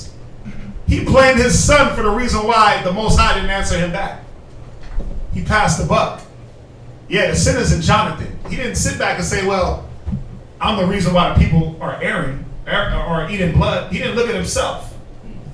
As a leader of the people, right? As the king is, so was his officers. He didn't look at these principal things. He just said, listen, Jonathan, you sinned because you broke my orders. You broke my decree, but what about all the decrees Saul broke? Watch, read on. Read on. He shall surely die. Right? But there was not a man among all the people that answered him. Right? Then said he unto all Israel. Because you know why the people didn't answer Saul? Because they're looking at him like you're a damn hypocrite. They're like, wait, you gonna kill the man that won us the war? You gonna blame this man that won the war for us? Nobody answered Saul, because usually it's like, he's gonna die. Put him to death? Yeah. Right? Let your yea be yea or your nay be nay? They said nothing. You know, to me, it kind of, just listening, he sounds a lot like Trump right now. Ooh. Now, I want you to hold where you're at. I just want to read down in that story. I want to hold where you're at. And we're going to jump to 1 Samuel 15. Time. So we know that Saul, he passed the buck, man. He put the blame on others and didn't take the blame upon himself. You got to see all these character flaws, man. The scriptures say that wisdom. I'm not gonna jump. I'm gonna hold it. Go to 1 Samuel 15 verse 2. 1 Samuel 15 verse 2. Right. Thus saith the Most High of hosts, I remember that which Amalek did to Israel. Right. How he laid wait for him in the way when he came up from Egypt. Right. Now go and smite Amalek. Now go and do what? Smite Amalek. So this is the orders that the Most High gave to Samuel to give to Saul. Go and wipe out this nation entirely. Go ahead. And utterly destroy all that they have. Read. And spare them not. Right. But slay both man and woman, infant and suckling, ox and sheep. And when you read that in the Josephus, it was cold because the Most High said, you're going to kill the women and children first. And let these men watch their women and children die. Then you're going to take the men out. That's Revolutionary War tactics. Go ahead. Camel and ass. Right. So jump down to verse 8. Verse 8. And he took Agag, the king of the Amalekites, alive. Right. So Samuel goes in with his army. And instead of wiping out the entire nation along with the king, it says that he saved Agag, the king, alive. Very, very important here. Read. And utterly destroyed all the people with the edge of the sword. Go ahead, read verse 9. But Saul and the people spared Agag. Right. And the best of the sheep, Read. and of the oxen, Read. and of the fatlings, and the lambs, and all that was good. And would not utterly destroy them, but everything that was vile and refused, that they destroyed utterly. Right, read verse 10. Then came the word of the Most High unto Samuel, saying, It repented me that I have set up Saul to be king, for he is turned back from following me, and hath not performed my commandments. And it grieved Samuel, and he cried unto the Most High all night. Go ahead. And when Samuel rose early to meet Saul in the morning, jump to verse 13. Verse 13. And Samuel came to Saul, and Saul said unto him, Blessed be thou of the Most High. Right. I have performed the commandment of the Most High. Yeah, so he goes out, he first of all, he got the king kidnapped in the back with a bunch of brand new sheep and oxen. Wow. And they got the nerve to run up to Samuel talking about, see, I did what you said. I performed the commandment. Like Samuel was like he was deaf and blind. Like what? You got this Edomite sticking out of a sack. And why you got all this goats and sheep? Right? Like, come on, man. Read on. Read verse 14, man. And Samuel said, What meaneth then this bleating of the sheep in mine ear? And the lowing of the oxen which I hear. He's like, why do I hear all these fresh animals? What's going on here? If you did everything that was commanded, why is this going on? Jump down to verse 19. Verse 19. No, read verse 15, Salakia. Verse 15. And Saul said, They have brought them from. They what? And Saul said, They have brought them from the. Wait, but I thought Saul was the king. Brought them from. He said they brought them. Right? But I thought Saul was the king. How could they do anything without the king's say so or approval? The king gives the word, right? God. Now, if they took it upon themselves to do something, what type of men were they? Go ahead, read on. Something to think about. Read. They have brought them from the Amalekites, for the people spared the best of the sheep and of the oxen. Now remember, it said that Saul thought that Abner was going to be envious, right, of his position. Now these men were envious and covetous. They took the best. Oh, I want that. You see that sheep right there? He's fat. I need him. Got all the wool. Right? That's a good looking one. The Most High. I'm going to get that for the Most High. What'd you say? Falsely religious? Go ahead. To sacrifice unto the Wait, Most to do High. what? To sacrifice unto the Most High. Damn well, you wasn't sacrificing that to the Most High. You knew that was gonna be for you and your family. Yeah. No, go ahead. They was gonna barbecue that up, eat it up, and say it was in the name of the Most High. Yeah, like brothers be like, man, Yahweh, I need a brand new vehicle. I need a 2021, so I can give rides to the camp. And you get the car, and you ask a brother for a ride. He's like, I ain't got no car. Like, well, you just got a brand new car. Well, no, you ask the Most High to give it to you so that what? You could use it in His name, right? But then, James, so you can consume it on your own lust. But that's what it's about. That's what James 4 and 1 down. It was about consuming it on your own lust. Read on. To sacrifice unto the Most High thy power, right? And the rest we have utterly destroyed. Right. Go to verse 19.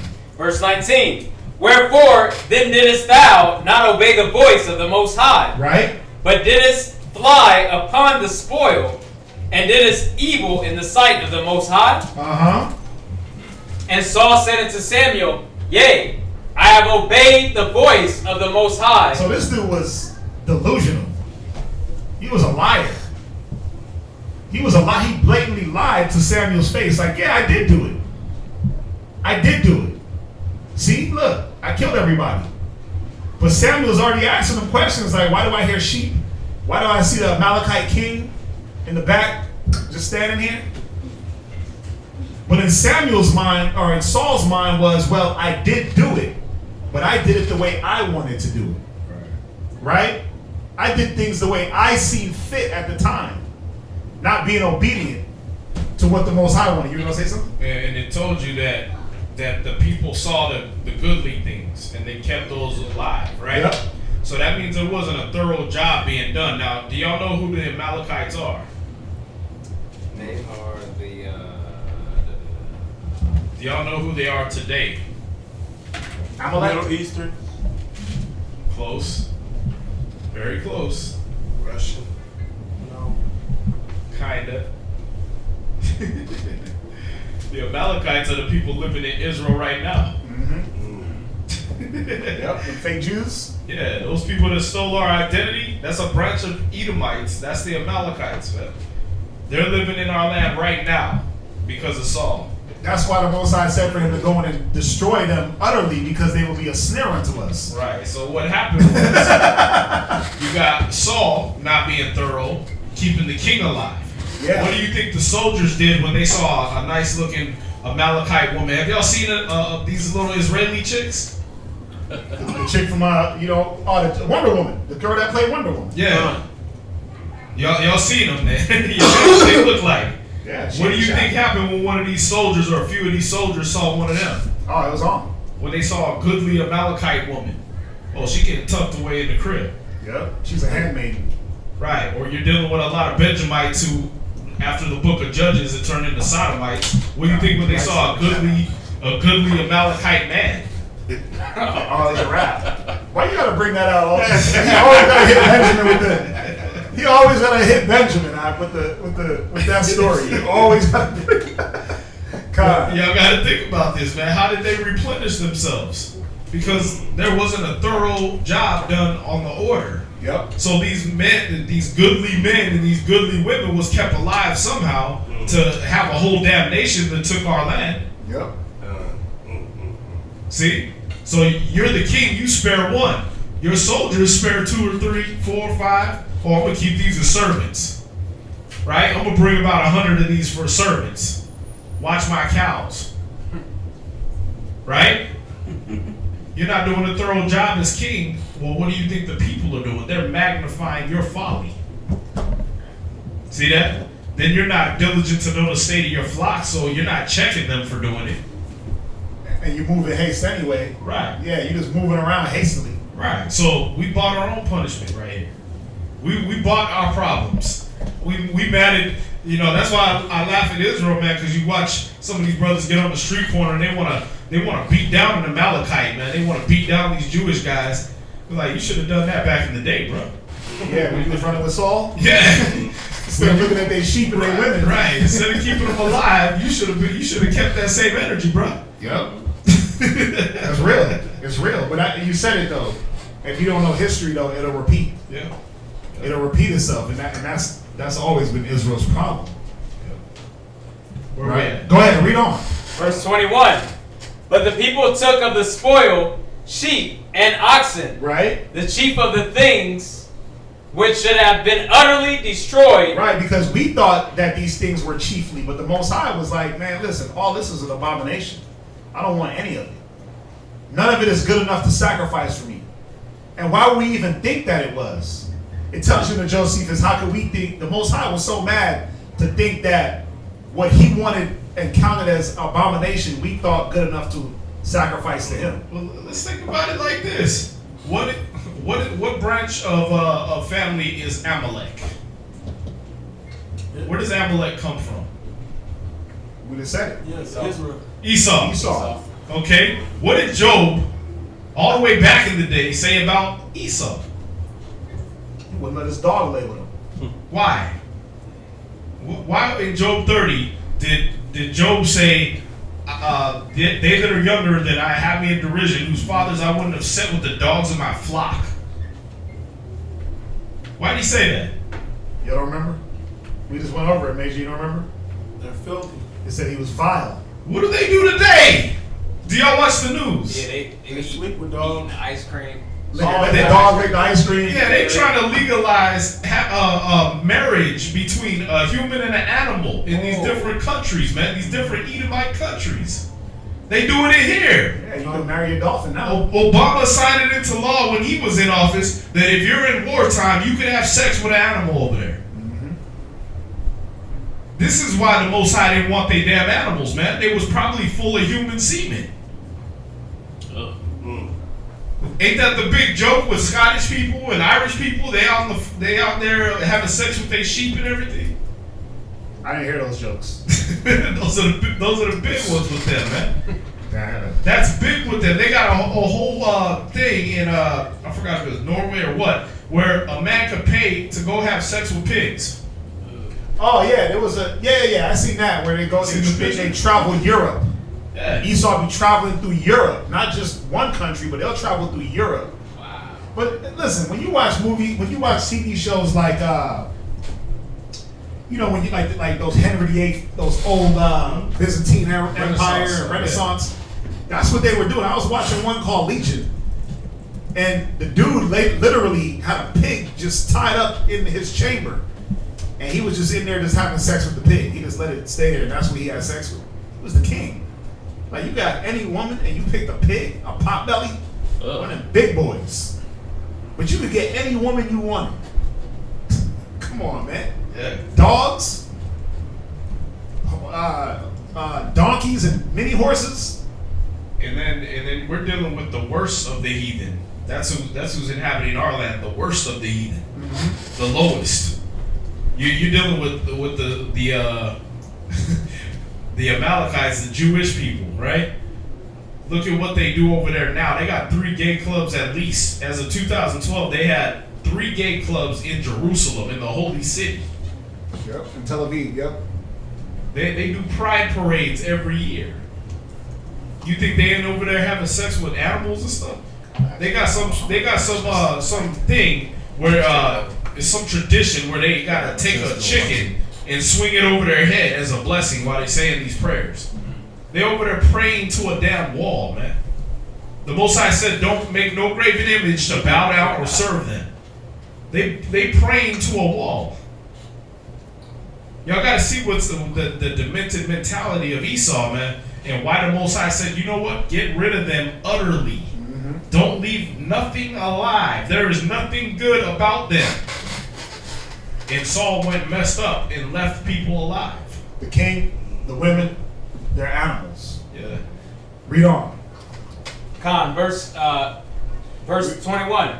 But the people took of spoil sheep and oxen, right, the chief of the things which should have been utterly destroyed, to sacrifice unto the Most High thy power in Gilgal. Right. And Samuel said, hath the Most High as great delight in burnt offerings and sacrifices, right, As in obeying the voice of the Most High? Yeah, what does the Most High want? Does he want you to obey, or does he want that fat of the bullocks and rams? He wants us to listen. The sacrifice means nothing. Because if that's what he wanted, he would have said, go out and fetch me a bunch of foreskins. Go ahead and get me a bunch of rams. Get the I just best want of you the land. get the best of the land. Get those women. Get the king. He would have told us what to get. Read on. Behold, to obey is better than sacrifice. To do what? To obey is better than sacrifice. And this was one of Saul's problems. He didn't want to obey what was laid down, but he wanted to be obeyed. Go ahead, read. Or let's take it to Israel now. The brother find out. Yeah, listen. This is what the Most High has laid down for Israelite brothers, man. Is you're gonna work in the mall, and that's gonna be your willing sacrifice. That's gonna be your Romans 12:2 right there. You present your body a living sacrifice. And that's for this school, right? I gotta say, because every school's different. Every school's different, but your brother find out, hey, your sacrifice is gonna be that you work the mall. Okay, well, listen, you know what? I work my good job. I'm just gonna stuff an envelope full of money, and I'm gonna give y'all that. But that ain't what the Most High asked for here. He asked for your body to be a willing sacrifice. But brothers rather stuff an envelope full of money and put that on the table, right? Come to the feast with an extra lamb, right? But you can't pay off the Most High. He said what he required of you. Or when you're in that mind, you're in the mind of Cain. You understand that? Bringing the wrong sacrifice. The Most High said, "This is the sacrifice you're gonna give. Obedience is better than whatever you're gonna give other than that." And what are you gonna do? I'm gonna give what is comfortable for me. I'm gonna give out of my abundance, or I'm gonna give something else. Okay, well, you're trying to buy me off. That's cool, but it ain't what I required. And that's why a lot of us aren't getting our blessing. That's why a lot of us aren't hearing from the Most High. We're not getting prayers answered. Why? Because we're trying to give something else. That's why you don't feel like you're growing. Right. Some of y'all don't feel like, I'm not growing. Well, yeah, you're not.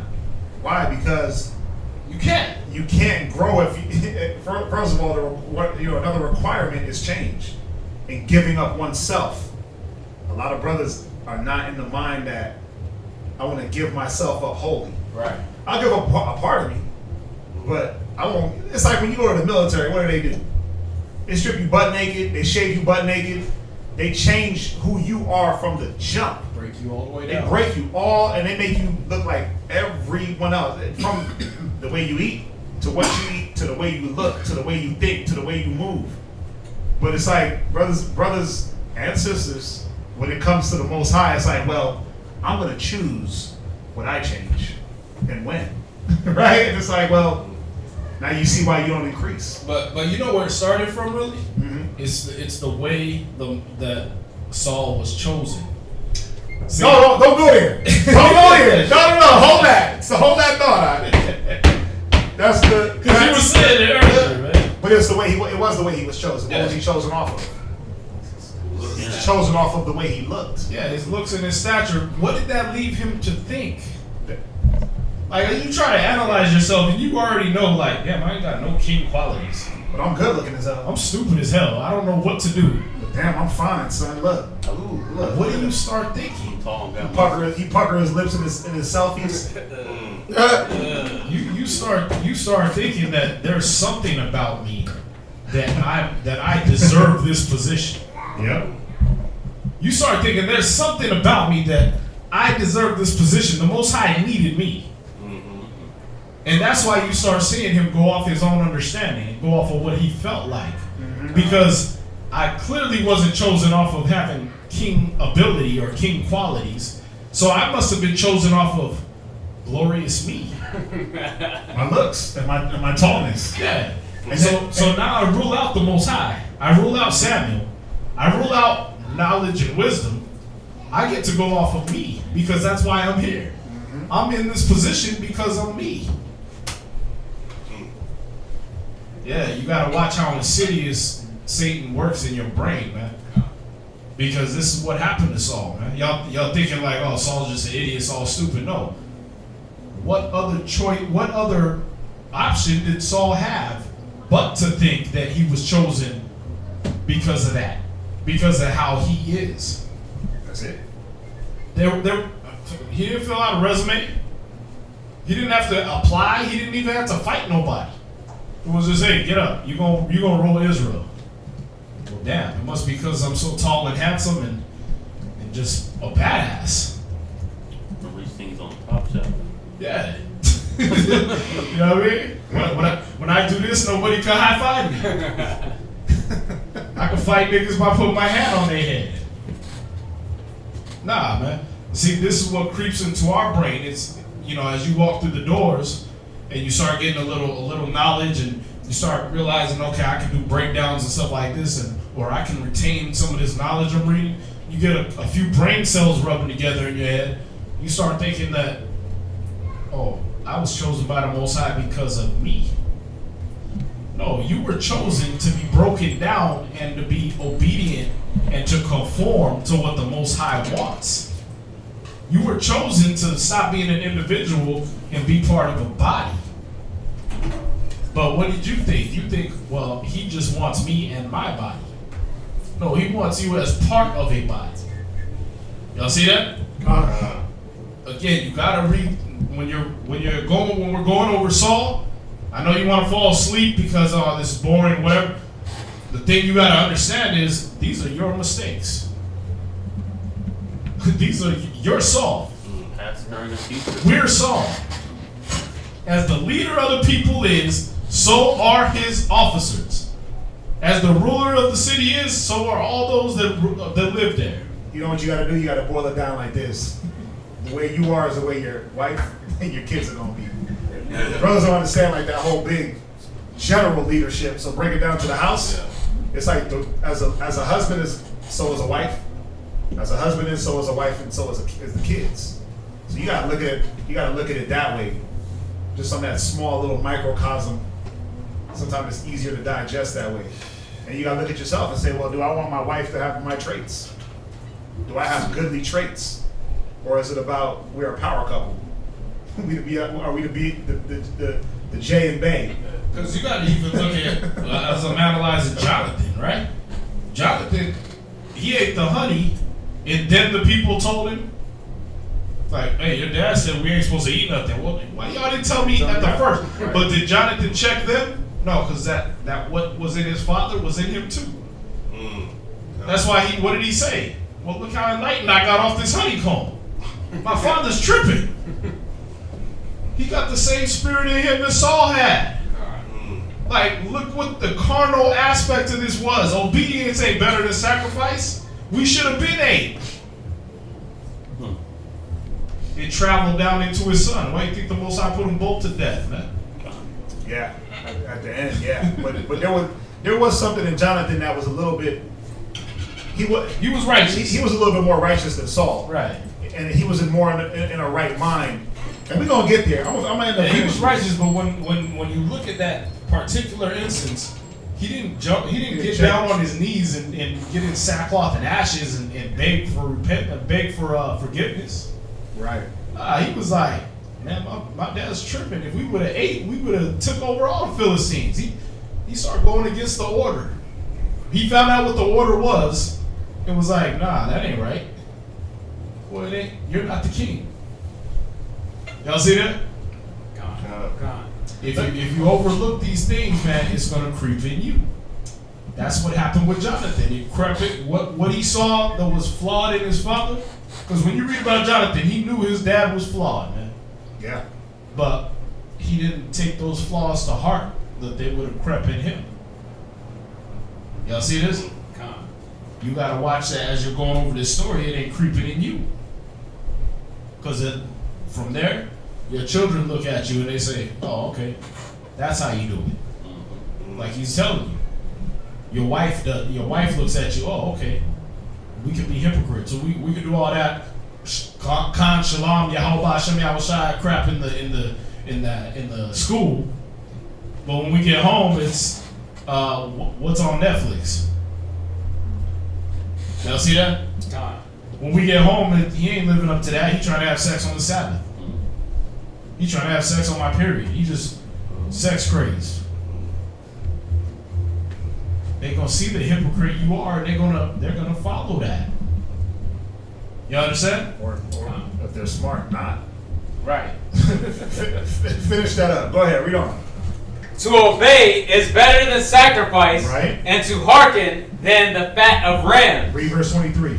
For rebellion is as the sin of witchcraft, and stubbornness is as iniquity and idolatry. Go ahead. Because thou hast rejected the word of the Most High, he hath also rejected thee from being king. Now, check out verse 24. Read. And Saul said unto Samuel, I have sinned. So he finally, after so many times of, okay, I see what you're doing, he finally owned up and said, you know what, you're right, I sinned. Now, if you compare this to David, as soon as Nathan came to David and said, listen, there was a man that took another man's sheep, right? And he gave him this little parable about him dealing with this man's wife.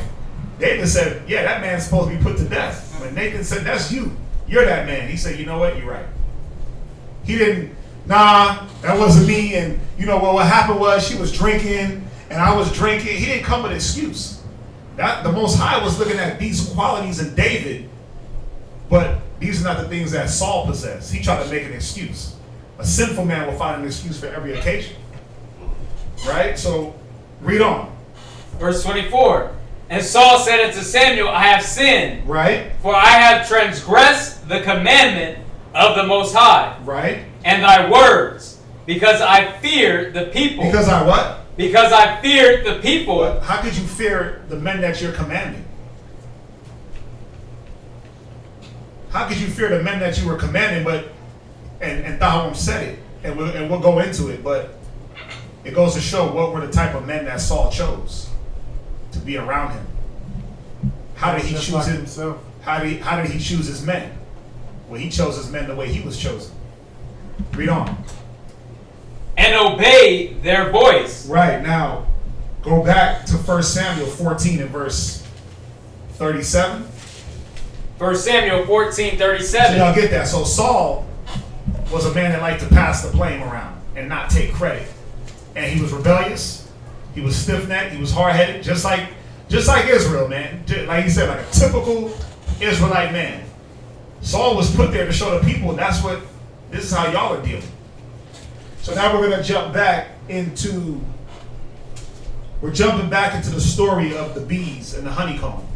It's very important, this story, because it's going to show something about Saul where he didn't have mercy for his own nation. He didn't have mercy for his own kinsmen, but he had mercy for Amalek. We read it, that he saved Amalek, right? Or excuse me, yeah, Amalek, Agag, the king of the Amalekites. He saved them, right? Remember it said he saved the king alive? Right. But remember, he made a decree or a vow that whoever ate the honey was going to be put to death. And who ate the honey? His own son. His own son. So let's see. Did he say, well, damn, this is my son? And he didn't hear it. He didn't hear when I said this. Let me ease up. Let's see what happens.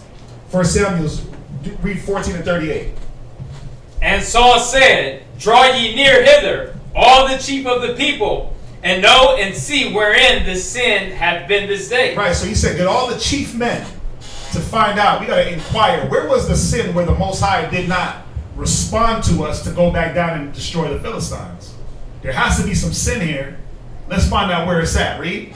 For as the Most High liveth, which saveth Israel, right? Though it be in Jonathan, my son, right, he shall surely die. Read. But there was not a man among all the people that answered him. You're going to read down to verse 44. Go ahead. Then said he unto all Israel, be ye on one side, and I and Jonathan, my son, will be on the other side. Go ahead. And the people said unto Saul, do what seemeth good unto thee. See, the people, at a point, they were unjust. They were like, do whatever you want. If you want to kill them, kill them. If you want to take them out, take them out. Do whatever you want, Saul. Go ahead. That's lots between me and Jonathan, my son. and Jonathan was taken. Go ahead. Then Saul said to Jonathan, "Tell me what thou hast done." Read. And Jonathan told him and said, "I did but taste a little honey with the end of the rod that was in mine hand. Right. And lo, I must die." He said what? And lo, I must die. Go ahead. And Saul answered, the most High do so, and more also, for thou shalt surely die, Jonathan. Right, so let's go into the Josephus. Book 6, chapter 6, section 5. And we're going to read a little bit in here. And when the priest said that the Most High did not give any answer, Saul replied, "And not without some cause does the Most High refuse to answer what we inquire of him." Right. While yet a little while ago he declared to us all that we desired beforehand. So Saul was saying there's no reason why the Most High wouldn't reply to us unless there was something in us. He'd been replying to us for everything else beforehand. What's going on now? Go ahead. And even prevented us in his answer. Right. To be sure there is some sin. To be sure there is some sin against him that is concealed from us. Right. Which is the occasion of his silence. Read. Now I swear by him himself that though he that hath committed this sin should prove to be my own son Jonathan. Right. I will slay him. I will do what? I will slay him. Go ahead. And by that means will appease the anger of the Most High against us. This man, like he said, he was so falsely religious. He thought that the reason why the Most High wasn't answering him was because of Jonathan. And he was ready to kill his own son to show the Most High, like, look, I'm here, I'm listening, I'm doing what you want. But the sin was on Saul when he made the people eat the blood. It wasn't about Jonathan. The Most High wasn't looking at what Saul laid down, he was looking at what he laid down. Y'all see this? Go ahead, read on. And that in the very same manner as if I were to punish a stranger. Right. He said I was going to punish Jonathan like I would punish a stranger. You see how exact and cruel he was? Mm-hmm. But the cold part was he didn't punish the strangers. Watch, read on.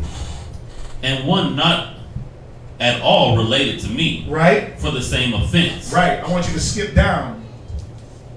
Go to right here. We're going to jump back into Josephus, book 6, chapter 7, section 2. This is going to tell us why Saul saved the king of the Amalekites.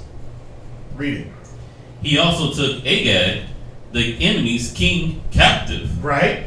The beauty and tallness of whose body he admired so much. Wait, he took him captive because of what? The beauty and tallness of whose body he admired so much. Why was Saul anointed king? Because of his beauty and tallness. So he admired this man's beauty and tallness so much that he took him captive. Like, the Most High is going to need him. Or I'm going to need him. Now, it wasn't on a homosexual level. Because I ain't going to lie, when I first read this, I was like, wait a minute. It sounds like was Saul one of those Benjamites that was, you know what I mean? But it wasn't on that level. It was on this respecter of persons, covetous type of level. Watch, read on, because there's other instances to prove it. Read on. That he thought him worthy of preservation. Right. Yet was not this done, however, according to the will of the Most High. Right, so how can you think worthy the king of Amalek to be preserved, but not your own son? There got to be something skewed in your brain that you would preserve a stranger over your own kinsman, and against the will of the Most High. There got to be something wrong there with you. They got to switch. But Saul was a liar. Saul was rebellious. It says a liar. It says where's it at? It says liars will not retain her, man, when it talks about wisdom. Watch. Go ahead. Read on. I'm going to find this one. Yet was this not done, however, according to the will of the Most High. Right. But by giving a way to human passions. Right. And he gave into his own lust, his own emotions, his own covetousness. man, this guy, man, he's tall, he's strong. I could use him. I could put him in my army. He could be one of my bodyguards. His own passions. Go ahead. Well, what the biggest thing you got to consider is Saul's pride, because he wanted a trophy, man. That's why you take another king hostage. That's why you take them captive, or you behead them and you keep their head, or you keep their crown, you keep something about them. When you deal with a king, you're showing that, look, I rule over them now. Y'all see that? Because you have that king bowing and scraping to you now. You watch it in all those movies. When the one king take over the other king, he make him a tributary, or he make him a servant. Why? Because that's my trophy. I want to show what I did. I want to show everybody what I did, that I subjected the Amalekites. See, he didn't want the Most High getting the glory, man. He took the glory from the Most High, that the Most High said utterly destroy him. That way, if anybody asks what happened to the Amalekites, the God of the Hebrews had them wiped out. But guess what? You left one alive. So the Most High is not thorough. That's the reflection you just gave off. The Most High is not, he didn't thoroughly want to destroy the Amalekites. You got to remember, why did the Most High want them destroyed?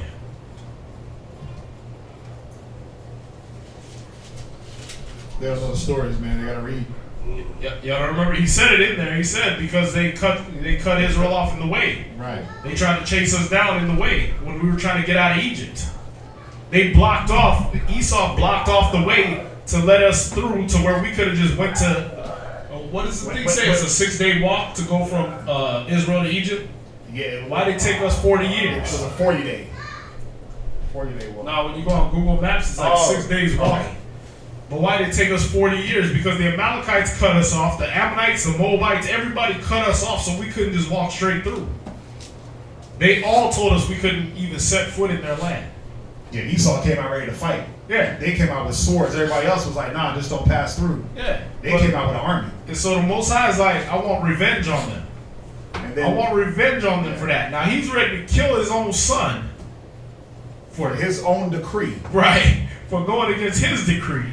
But he ain't ready to kill the Amalekites utterly for going against the Most High and his people, and for getting almost 6 million Israelites killed. That would have been the real Holocaust right there. Y'all see that? But that's the folly of Saul, man. I'm ready to kill. I'm ready to save a stranger. Wait, that sounds like the folly of Israel, right? I'm ready to save a stranger. Oh yeah. But I'll kill a nigga. You sound like the white man. As soon as you say that, I don't trust you. But look at Israel, man. Israel will kill. How many rap songs got kill a nigga in? Well, how many of them got kill a clan member though? Right. What do they say? The gangs. How many clansmen have the gangs killed? Right. 0. We won't kill. We won't kill none of our enemies. We won't kill one blonde-headed white girl, but we'll sit here and slaughter a brother in his house, kill his baby, kill his woman, kill his kids at a birthday party, put bleach in the fish tank, and then rap about it. But won't touch the white man. The white cop shoot your kid. You talk about we need to forgive and forgive and shuck and jive and love our enemies and turn the other cheek. And have babies with them. Yeah, you sit there and marry him. I was watching that movie, the Hate You Give, about the cop that kills the girl's friend, her childhood friend, right in front of her. Wow. And she's sitting there kissing up on a white boy. It's like, okay, a white cop just shot your best friend. Yeah. Since birth. And you over there can kiss the enemy. Ain't that crazy? But our people will sit there and be ready to shoot somebody for stepping on their damn lawn just because he's the same skin tone as them. This is Israel, man. You can't tell me that what we're reading about is not our people. Y'all see that? Go ahead. Let's finish this up and then we'll end it here. Sorry. No, you're good. Go ahead. And suffering himself to be moved with an unseasonable commiseration Right. It was that commonstration, that unseasonable commonstration. It was talking about he had this great respect for Amalek, for Agag. Where we at? We at book 6. Chapter 7. Book 6, chapter 7, section 2. Section 2. Go ahead. In a point where it was not safe for him to indulge it. Right. For the Most High hated the nation of the Amalekites. He did what? The Most High hated the nation of the Amalekites. Amalekites. Excuse me. Amalekites. Amalekites. To such a degree that he commanded Saul to have no pity on even those infants which by nature chiefly compassionate. Right, he said wipe out the infants. Go ahead. But Saul preserved their king and governor from the miseries which the Hebrews brought on the people. Read. As if he preferred the fine appearance of the enemy in the memory of what the Most High had said. As if he preferred the fine appearance of the enemy to the memory of what the Most High had sent about him. So Saul preferred the outward appearance of things above the law. Covetous man, greedy. That's why when they went in to go kill Amalek, they said they flied up on the spoils. Go ahead. The multitude were also guilty. Right. Together with Saul. Come on. For they spared the herds and the flocks and took them for a prey. When the Most High had commanded they should not spare them. Go ahead. They also carried off with them the rest of their wealth and riches.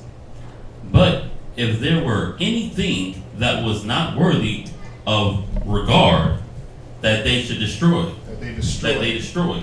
Right. So you see why Saul saved Agag. He was a carnal man. He was about that outward appearance.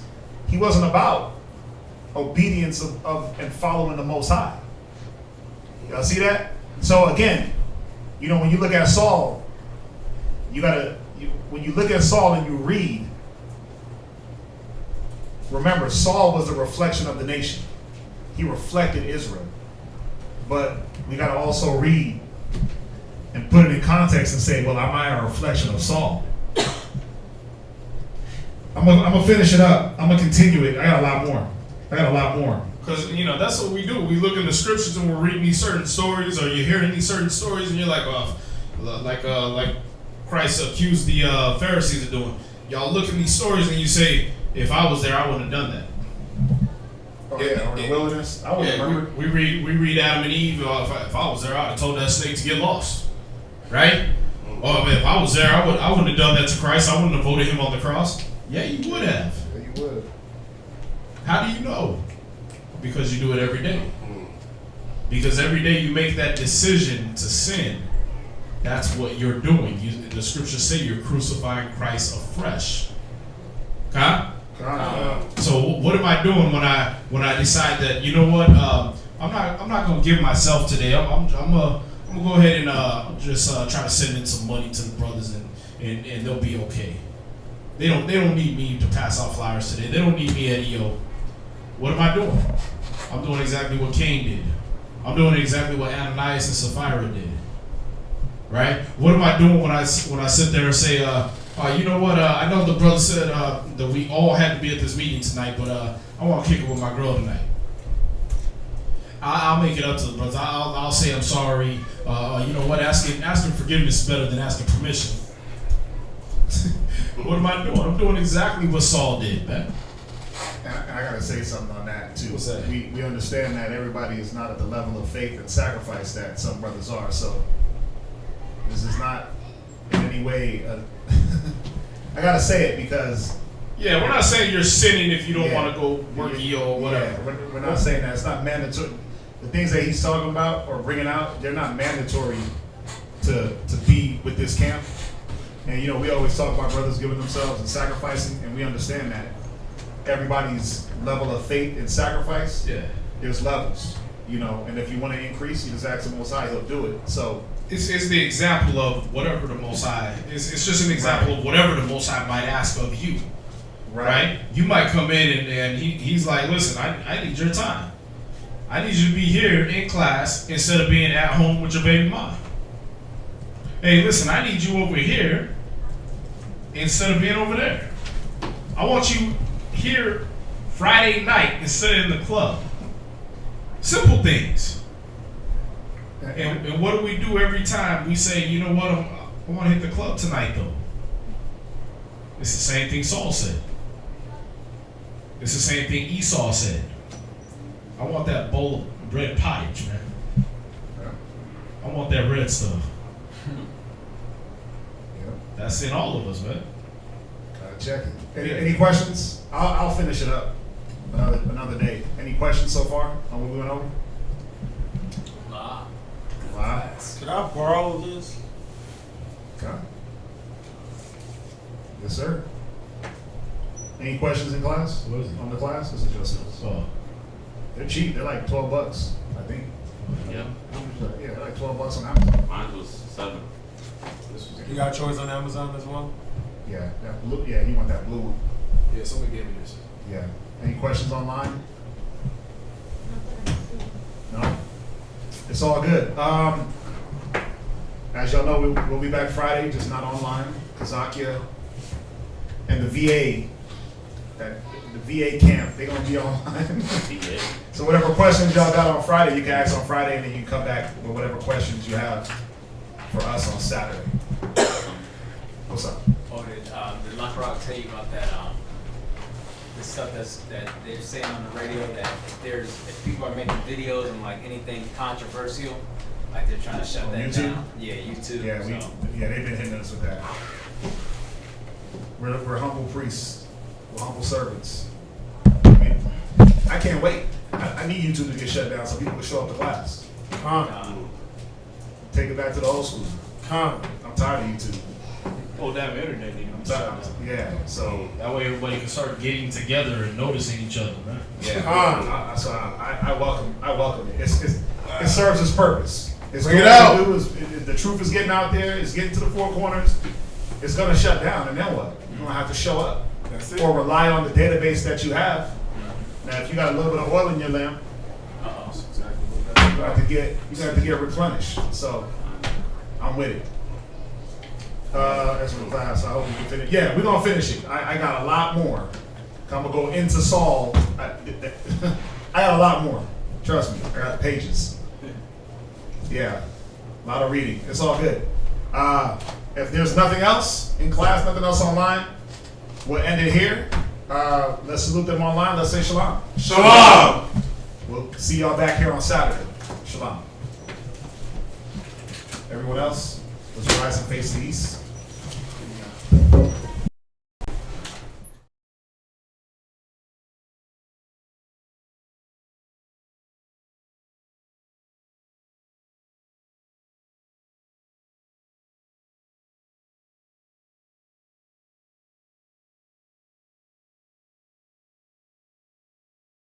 Jesus is real, but you devils taught lies on Christ. So many lies that when we come with the truth, people think that the lies is the truth and that the truth is the lie. Who changed the truth for God into a lie? In English, Jesus Christ, in Hebrew, is Yahweh Shah.